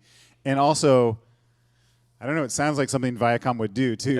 Like this is really perfect fucked way up. of dealing with it, because then the families of the victims would be so relieved. Oh yeah, they'd be watching the sketch They'd be and watching going a like, sketch well, comedy wasn't there show. blood everywhere when my brother got killed? And so I'm feeling bad. I think I should start flipping the channel. Honey, wait, look, there's a message. We love you. Oh, we love you, Donald. Fuck. Well, if they're gonna put that lower third, I'm cool with it. I'm cool with this sketch. I think we killed Charles Manson. Did he just die? He died at 8:16. Is that true? Yeah. Did we kill him with our words? I think right at the time that we were talking about him dying, he died. Is that true? We said Manson the third time, and his juice Wow. got beetled. Yeah. I don't want to become famous for that. Maybe we were The late, Manson killer. but something tells me it was going to happen. Wow. Yeah. So just is there any like what was it like just old age just I gotta go, guys. I'm so sorry. I'm so upset about No, this. no, I just- please stay No, with he was us. just like he was a cool guy and a Nobody good friend. wants to be Last alone straw. right now. No. He was just. stay I with gotta us. go. I mean, I gotta go. We should Here pour you go. some more drinks. We should Oh, pour some more fuck. I don't know how drinks. to deal with this. I am so sad. I heard he hung himself in his cell and his note said he's like, look, I know what's coming. There's a lot of allegations. Yeah. He I did did some it. fucked up stuff. People might be talking about this. He's like, yeah, I don't, this is gonna ruin me. Yeah. Manson out. I sexually assaulted Leslie Van Houten. and, Let's just say I did not run an equitable ranch. There will be allegations. I don't know why he didn't get killed in the first place. Why there wasn't a death penalty for Well, him. because I mean, this is gonna sound. I know how this is gonna make me sound. Yeah, how and did maybe, it- how did but, it but I not was get just killed? about to go like, well, because he barely did anything. yeah, yeah. But that is the thing. Like, that's a 20-year-old fetish I have, not for Manson, but just for like exceptionalism. Like I just get mad, or I used to get mad. I think there's some residual shit there where I just get mad about like how hypocritical we are about our treatment of prisoners, murderers, whatever. Like I think he killed a couple people here and there because he was a scumbag, but he was in prison for his entire life because he had more influence over kids than the government. Yeah. And I just always was like, this is horse shit. Like I'm not that he should be out in the street, but then again, also like come on, like pick a lane, society. Do you respect this guy, or do you like I don't know, man. I remember seeing. I've talked about it on this podcast where I was like, where I saw like this like inside the prison where he was, and there was like this like security guard going like giving a tour of his cell and saying and like showing all the stuff that he was making, like these art project, like he'd made like a tarantula out of sock threads, and it was like really looked like a tarantula. Sounds badass. This is a good night to doff of the cap to Charles Manson's arts and crafts, and he like the prison guard kept picking up the stuff. Going, oh, it looks like he made a tarantula, a photorealistic tarantula out of sock threads. You know, again, he's not supposed to be doing this because he doesn't have his arts and crafts card. He lost it in February. And I remember watching it and going like, where's your fucking card for anything, you screw? And there was like, and my girlfriend, who was like a huge Roman Polanski fan and who blames Roman Polanski's entire Weekend, shall we say? She just blames. That was my first fight with that girlfriend, and I found out like she's like, why don't you marry Charles Manson? I was like, what the fuck do you care? What are you? And she's like, because he ruined Roman Polanski's life, and it was like it was one of those like fights with a girlfriend where you actually kind of fall in love like during the fight because you're like, wow, you're fucked up too. Like you really love Roman Polanski. Anyways, So he died just of being an old dude. I'm pretty sure it's just being an old dude. Yeah. So wait, refresh my I'm memory. crazy. So he just told people to kill people.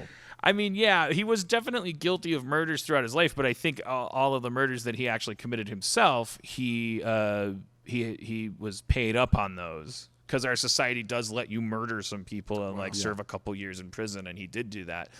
And then, but the real reason he was in prison is because he was like a cult leader that inspired people to go out and kill a bunch of people. Yeah. And I always found that a little.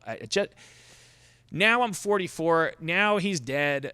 I don't care. I'm not an iconoclast anymore. I want my old Obama society back. I just want a hot cup of coffee and some hypocrisy and some drone strike enforced fucking like first world comfort. I'm sorry I ever talked a tall game. I was never Noam Chomsky. I was never off the grid. I never ate any kind of pill. I'm a fucking pussy, and I just want my comfort back. I'm sorry I ever sided with Charles Manson. But I just at the time I felt like if you made me pick a side between the guy that's locked up for influencing people to murder people and the person who's saying, yeah, he's not supposed to make this spider because he doesn't have his arts and crafts card. And it's like, I don't want to be on that team because then I'm next. Yeah. I'm not going to tell anybody to kill anybody, but at the time I was like, maybe I'll be influencing people from a ranch at some point. Well, in your rap, you did. Yeah. And it could still happen. Give me a beat. Oh, shit. Yo, it's about time. We got a new Manson. Yo, you feel like dancing? To the new Manson. Beat to the fucking feet. Put your feet down and it's gonna be beat up and beat down. Fucked your mama so hard her smile was a frown. Turned her upside down, fucked her again. Put my dick inside her mouth, did it again. From 9 to 10 p.m. Refractory period.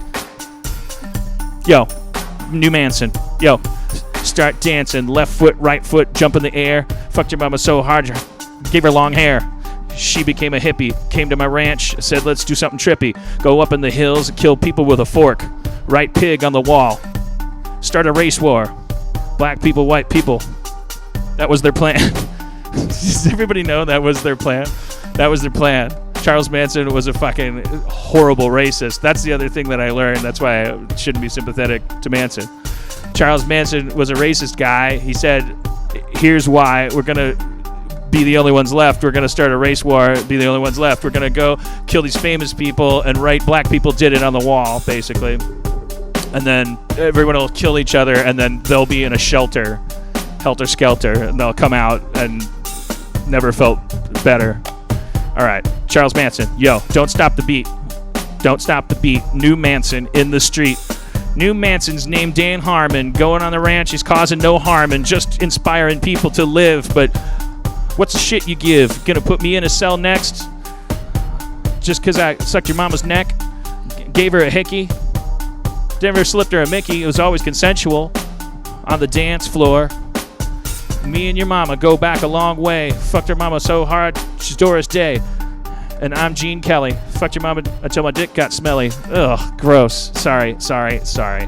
So disgusting. Bad rap is no good. A PSA. Bad rap is no good. Metal isn't wood. You can't make a flute from a sewer cap. Rap. Rappity rap. I'm gonna rap about this and rap about that. Put my left foot forward and my right foot back.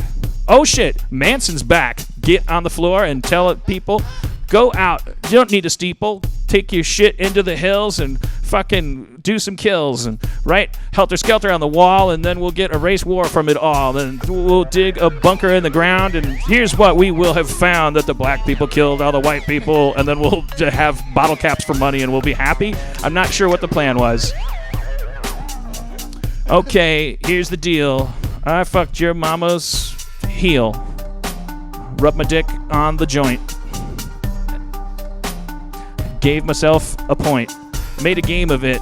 A parlor game. Fucked your mama. Fucking's the same, but the point's giving me an incentive. When I fuck, I get inventive. Fucked your mama so hard she came. Fucked your mama, did it again. Went to Detroit. Fucked your mama in Beloit. That's a place in Wisconsin. Your mama is ensconced, my cum. All right. No more fucking mamas. It's the wrong time. It's not the right place to be disrespecting women all over the place. You rhyme place with place, and then you're gonna rhyme coming on her face. And women are human beings. They're equals, and they have feelings, and we should respect them as partners. But I fucked your mama really harder than I've ever fucked your dad. And when I fuck men, I'm not half bad. I'm bisexual, bi-curious. I'm gonna fuck you so hard that you wonder what it is that I did with you last night. And then you'll go to work and you'll start to feel tight in your neck and your spine and part of your calf. And then you go to the doctor and he'll say, "What have you done?" And you'll say, "Son, went out with Dan Harmon and the fun begun." And he'll say, don't go out with him. He's fucked up. He goes to the gym with Rob Hubel when he works out. Fucked his mama until she got the gout. Her legs got kind of cramped on the ramp. On the treadmill, Rob Hubel gonna do it in the bubble. Rob Hubel's mom's here to stay. Rob Hubel workout today. Rob Hubel workout rap. Rob Hubel don't take that. Rob Hubel work them bones. Rob Hubel don't go home. Rob Hubel gonna get fit. Rob Hubel's mom's got tits. I squeeze them and I fuck them. I lick her titties and suck them. I made his mom pregnant. Rob Hubel is my son. Rob Hubel's my son. That's where the story begun. I held Rob Hubel up and said, "Be like your dad, 7 Up." Scintillating, effervescent, elevating. Bring my dick up to floor 3. take a pee. There's a vast difference between you and me in the elevator of my dick, you see. Vast difference. Seminal vesicles. Tube leading from my testicles. Seminiferous tubules. YouTube with the jewels. YouTube seminiferous YouTubules. Yo, new Manson. I'm dancing, hopping down, make a frown. New Manson. New Manson just got born on Sunday morn. Got all shaven and shorn. Eat some corn, mash it up, make it soup, pee it out, eat it with poop, put it on a plate with a fork. Fuck your mama like my name was Mork. Mindy, in the place to be. Pam Dauber doesn't need more grief. Leave her out of it. New Manson. New Manson, Charles' name. Inspiring's my game. Gonna talk to people, tell them what to do, take out the forks, killing through, and stab pregnant women. Then go swimming in their blood. Roman Polanski got so fucked up that he fucked a child. That's what's up. It's Charles Manson's fault. What? His hands were tied on that one, apparently. That's what they say. If it hadn't been for Manson, he would have been a proud father. Roman Polanski. It's kind of weird when you see his recent movies with Johnny Depp. They're not that good. Forgive me. AFI Top 100. Fucked your mama so hard. Charles Manson. Yeah. Manson. Sock threads. Sock threads. Make a spider.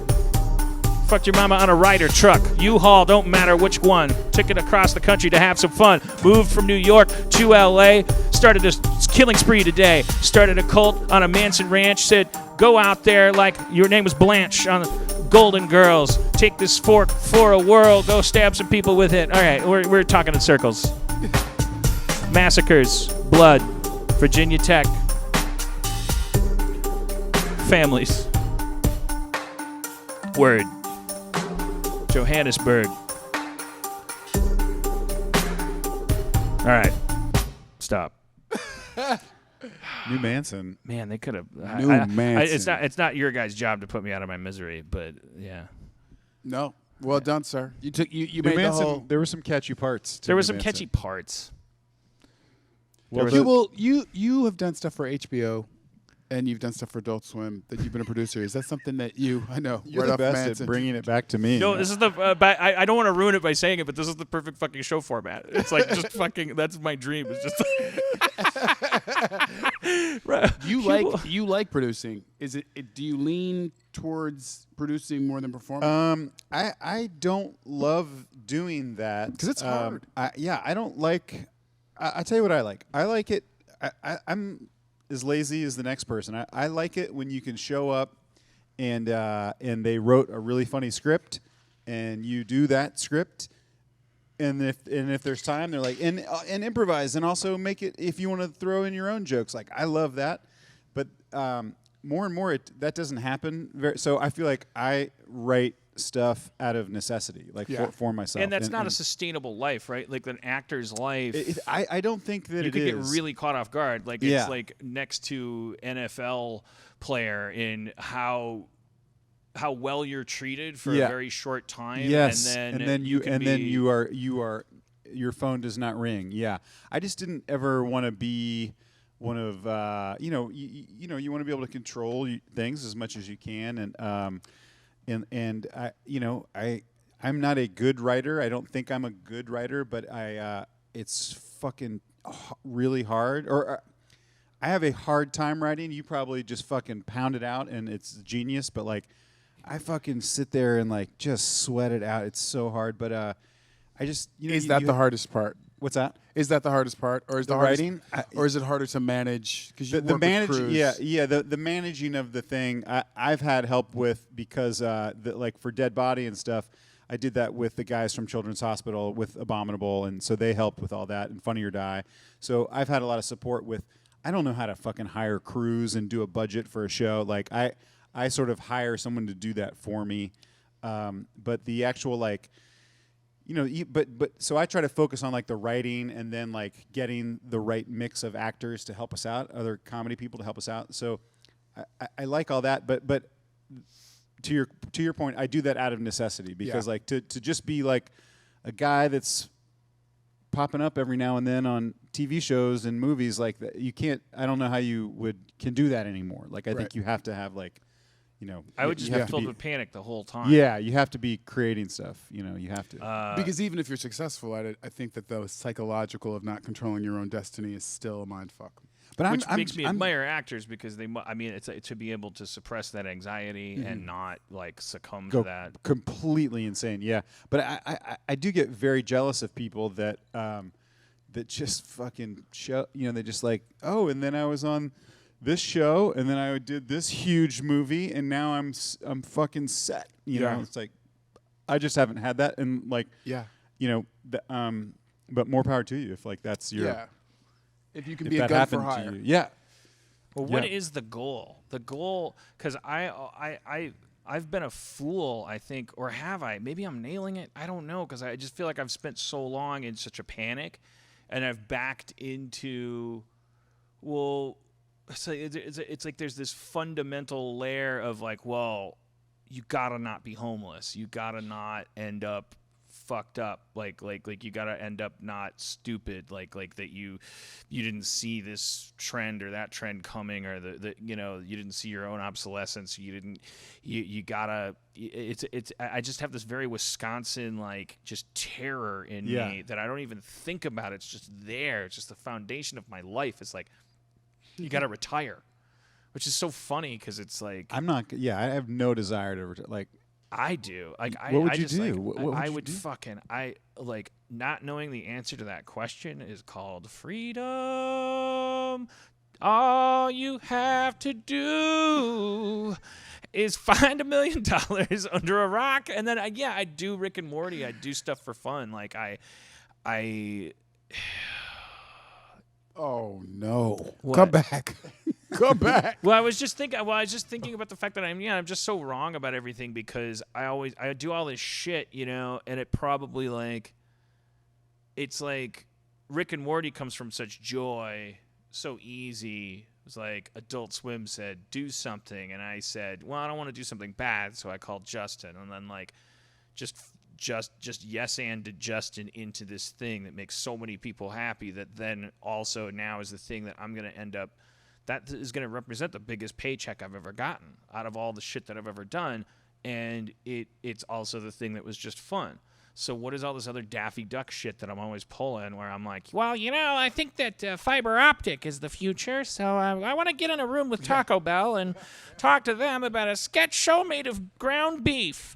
Yeah. Where you can vote for each crouton, and I call it the Harmon Taco Deluxe package, and like I'm trying to be a producer because I'm in a panic, Yeah, I don't know the answer. I guess it just depends on how you value your time and how you value your sanity and how and if money is the most important thing or if it's just like, oh, I want to make something that I really like and I don't know. It's different for everybody, I guess. Except for the hustle. The hustle is the same for all. Yeah, you're the right. hustle is Yeah. the It same for Whether it everybody. comes from Hustle wanting is- to retire early or whether it comes from having to put food on the Yeah. table or whether it comes from wherever, it does not change. Well, that's what's funny. but is you've that, like, been people- great at it. Well, I don't know about great, but I just try to fucking keep doing shit. But thank you for saying that. But that's what's funny to me is like people online or whatever, like on Twitter or whatever, just like when people say like, why the fuck would you do that? What they'll see you in something that's shitty and like, oh, why would you do that? It's like, well, one, you just try a lot of shit. Some of it is good, some of it is not good. You saw something that wasn't that good. I'm doing other shit too, But I agree with you. That thing was not that good. Whatever. But Why were you in Garfield 7? yeah. And then but then there's stuff like that. Like I would be in Garfield 7 in a heartbeat. Well, because the stakes are pretty low. Like you shouldn't care if you're. Why are you watching Garfield 7, exactly. motherfucker? That's what I say. I say, why the fuck are you watching Garfield 7? Why did you see me at that party? Yeah. Yeah, I would love to be in Garfield 7. I feel like that stigma has gone away, which is a good thing, probably. But it's gone away because, like, that Hollywood edifice has been cracked. Like we're not like people look at what we do as honest labor now a little bit. They look at it as very, very privileged. Like we're lucky because I haven't lifted a box in years. Yeah. And I have a 5-bedroom house and I don't have 5 children. I have 2 dogs and some Slim Jims, and it's like, so it's a mansion relative to what I've done and who I am, and it's a fucking wonderful life. And so but I do at the same time think that on an unconscious level, people don't think about it anymore the way they used to. I remember when David Cross was in Small Soldiers 2 or something, and I was like, what, David? Yeah.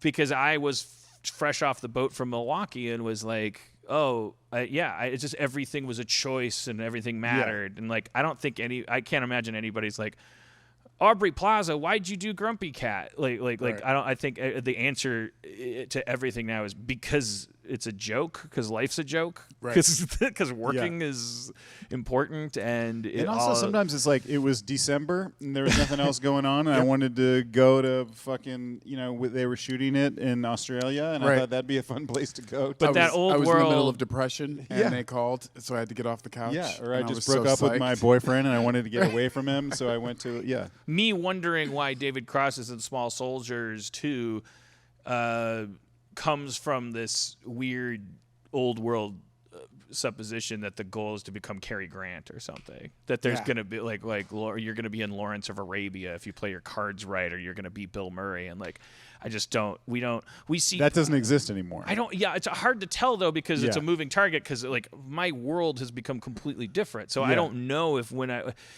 I don't know if the world has changed or I've changed, but when I see a poster on a bus stop and like Paul F. Tompkins is looking out from behind a genie bottle or whatever, I'm making that up. That's not real. But if I saw that, I would be like, I'd toot my horn and go like, "Fuck yes, Paul F. Get that paycheck." Yeah. But I don't. But maybe that's a total distortion of working out here. Yeah, I don't know that those that status exists anymore. Of like, oh, then you just like the Cary Grant analogy is like a good one, but yeah, I don't think that exists. I don't think you ever graduate to this stratosphere where then you just fucking like coast, and you're just in fucking huge awesome projects. I mean, maybe like I feel like Chris Pratt has done that, like in a cool way. Like he's in huge cool movies and but even Middleditch is doing phone ads. And usually you didn't do those at the same time. You do a series, you get off the series, and you'd be like, "Do you guys miss me? I'm repping a product." But when I see Middleditch in that phone ad, my first thought is cha-ching. Fuck yeah, like so happy. Smart. I think all that has changed. I think the commercial thing has changed. Yeah. I think like now, there's no shame in that. Like I feel like that's just fucking and it's simultaneous. Take their money. Yeah, you're on a TV show Yeah. and you've got great commercials. It's great. Yeah. Because I would feel the same way about an NFL player. Like I'm not a fan of sports, but every time I see an athlete in a sock commercial or something, I'm like, oh, good, save your money. Like, don't you're a gladiator and they're gonna murder you and hang you up to dry. And like, it's so great for you and your family that you got to like advertise beefsteak or something. Like if you make it through that thing, like just put that money in a coffee can and fucking guard it with a shotgun. Like buy a house in the worst part of the country and so that it stays there forever. State Farm is the greatest insurance on the planet. State Farm. My name is Jumpin' Jack Lightning. You probably ask yourself why I'm at IHOP. Is there any commercial? Not that you were doing him, but is there any commercial that Shaq will not do? Back pain. Like. Bed pills, Man, Shaq, Taco Bell, everything. Pepsi, Dawn's back pill, the Europeans' underwear. Air. Welcome to China. I was at the Turner upfronts, and who was it was the combination of like Conan and I think Charles Barkley and Anderson Cooper, like really fun. But I was amazed. Like Charles Barkley's like really funny. He's like really. Is he known as among? I don't like, know him. He's hilarious. But I mean, do people He's an idiot. do people like, is his reputation, is he like the Jenny McCarthy of basketball players in that it's like, oh look, he can like make faces too? It's like he's the David Lee Roth of of basketball players. You're like, man, fuck this. You funny, but fuck this dude. But he does have he's got bits. He's the comic relief. But that Shaquille O'Neal Waze voice, careful. There's an obstruction coming up. Don't have a Shaqcident. Amazing. We love that. There's tarot cards we have for different people. Like we need an Athena, we need an Aphrodite, we need a Zeus, we need a Hermes. Like Arnold Schwarzenegger occupied this for like so long. It was just like his catchphrases were parodies of catchphrases, which were parodies of catch. It's just like he like you always want that like big dumb brute, like somebody that kind of sounds like they're an oaf, and that they just like say stuff like Shaqcident. I'm sorry, Shaquille O'Neal, if I called you an oaf. Like okay. I don't know if you have 146 IQ. You're a giant. Like maybe you sound slow because your heart is probably beating like a whale's. Like it's probably like when you listen to the whale beats and it's like boom, boom, because it's like a bucket of blood has to go up 9 feet.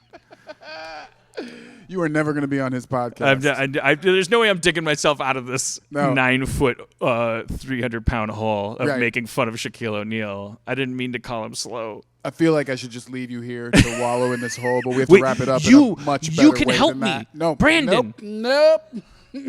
Talk to Tiny Brandon for me. Tell him help me with Shaq. Tiny Brandon's pissed off too. Tiny Brandon's fucked. Shit. I am fucked. I have no support system in the African American community. Let's take him home with something sweet. Did we talk through a whole podcast? Did we do it? We actually do it? pulled it off. Thank you so much, Rob Hubel. Dude, thanks for letting me come out here and I gotta say, man, new Manson. Yeah. I hope that catches fire. Yeah. I just got a text from Ryan Seacrest. And, once we clear it. Ryan Seacrest is you're hanging out with him right now? Yeah, we're the same height. It seems like he has more shit to deal with right now than texting you. No, it's pretty much 16 hours a day. And then he goes back to work. He's always texting you. Does anybody ever connect the dots between Seacrest and watercress? There's probably nothing to do there, right? Seacrest, like it feels like a rap song about to happen. Yeah. All right. Well, thanks. And even Hubel might have to jump in on this one for just a couple bars. Shit. Yeah, I think I'll have to throw it to both of you. I'll fuck it up. Oh shit. Yo, Okay. right about now, it's time to rap. Rapping, it's not about just clapping. It's not about fur trapping. It's not turn of the century overlapping. We're just waiting for that beat to drop a little. Yo, colonial nightmare, sea to sea, shining coast to coast. Look at me, Plymouth Rock done landed on me, 'cause I ain't doing nothing but slinging rock, you see. From Staten Island to the coast of Maine and to the Bahamas is my game. I got every borough, I can name them by name. I got Queens, Brooklyn, Bahamas, and Maine. Yo, I know all of New York. I could count the times like my fingers were a fork. My name's Poseidon and I live under the water. I'm fucking mamas and I'm also fucking daughters, 'cause everyone is a fish to me. And I can talk to fish as well as you can see. And you can see in the dark, but you cannot see me, because I'm the monster that's coming after thee. I talk biblical when I'm stretching for a rhyme. I talk biblical when the forks need a tine. I talk biblical when I rhyme another time. I'm Poseidon, and I talk biblical to dodge shit. Yo, I fucked your mama so hard. Fucked your mama so hard. Fucked your mama for 100 yards, throwing it to MC Hubel now. Tears on the face of Ryan Seacrest. Tears on the face of Ryan Seacrest. He thought he was the best, but he is a monster. Seacrest, you know you did it. Like a alcoholic sponsor, you was a monster. Back to Hubel. Check out the beats. Rhymes ain't futile. Yo. Stalling for the beat, waiting for it to drop. Yes. Right about now, Tricky beat. stalling for beats, stalling for rhymes, stalling for time, stalling for feet, stalling all the time, Yeah. stalling for crime, stalling all across this country line. New Manson, favorite song. New Manson is my favorite song, except for the part about murdering pregnant women. Not cool with that. Not cool with that.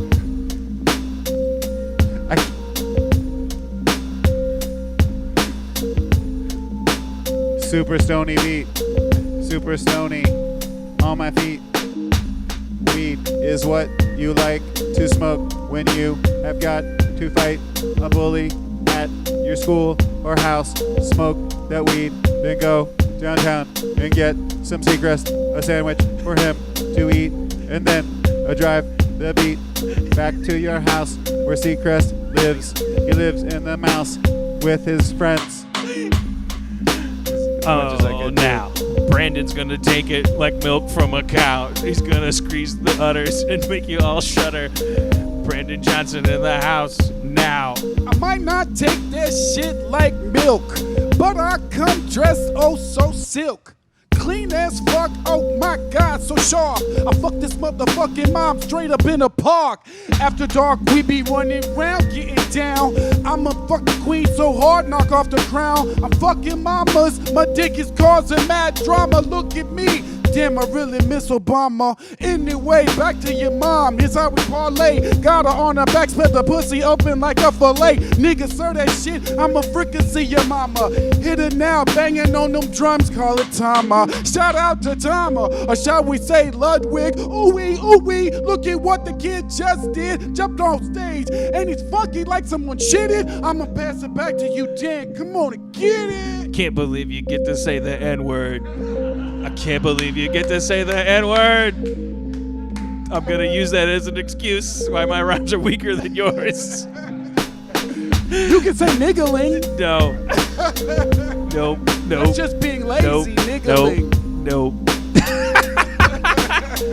All right. Well, Keep your mama giggling. right about now, we're not gonna try to follow that. We're gonna leave this world like a cat in a hat. That's how weak we've gotten.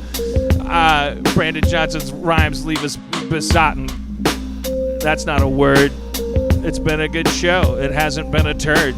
If it did seem like a turd, it had some healthy peanuts in it, and those were our words. We spoke from the heart. We spoke from the head. I fucked your mama till cake turned to bread. Reverse Midas. I make shit less valuable. New Manson. Yo, New Manson had its moments. Yo, Zach McKeever was on beats. Yeah. He also does all the audio treats. Yeah. But not just treats, he does all the foundations. Everything you hear is due to Zach McKeever's nation. Chris Baruff is the man that directs the show. He looks through his eyes and so you go. If you are immersed, it's due to his talent. Yo, Alan Havey. Sarah Hill. Oh shit. Sarah Hill. Oh shit. Sarah shit. Hill. Go up the hill, come down again. She's not just Chris Bruff's girlfriend. That's not fair to her. She does a lot of work that keeps the show together. She comes up with the titles. She gives them to me on a list, and that makes me entitled to pick one of them. And then I say, I'll choose that one. And then she also, okay. All right, we ran out of beat. And Shout out to Steve Levy.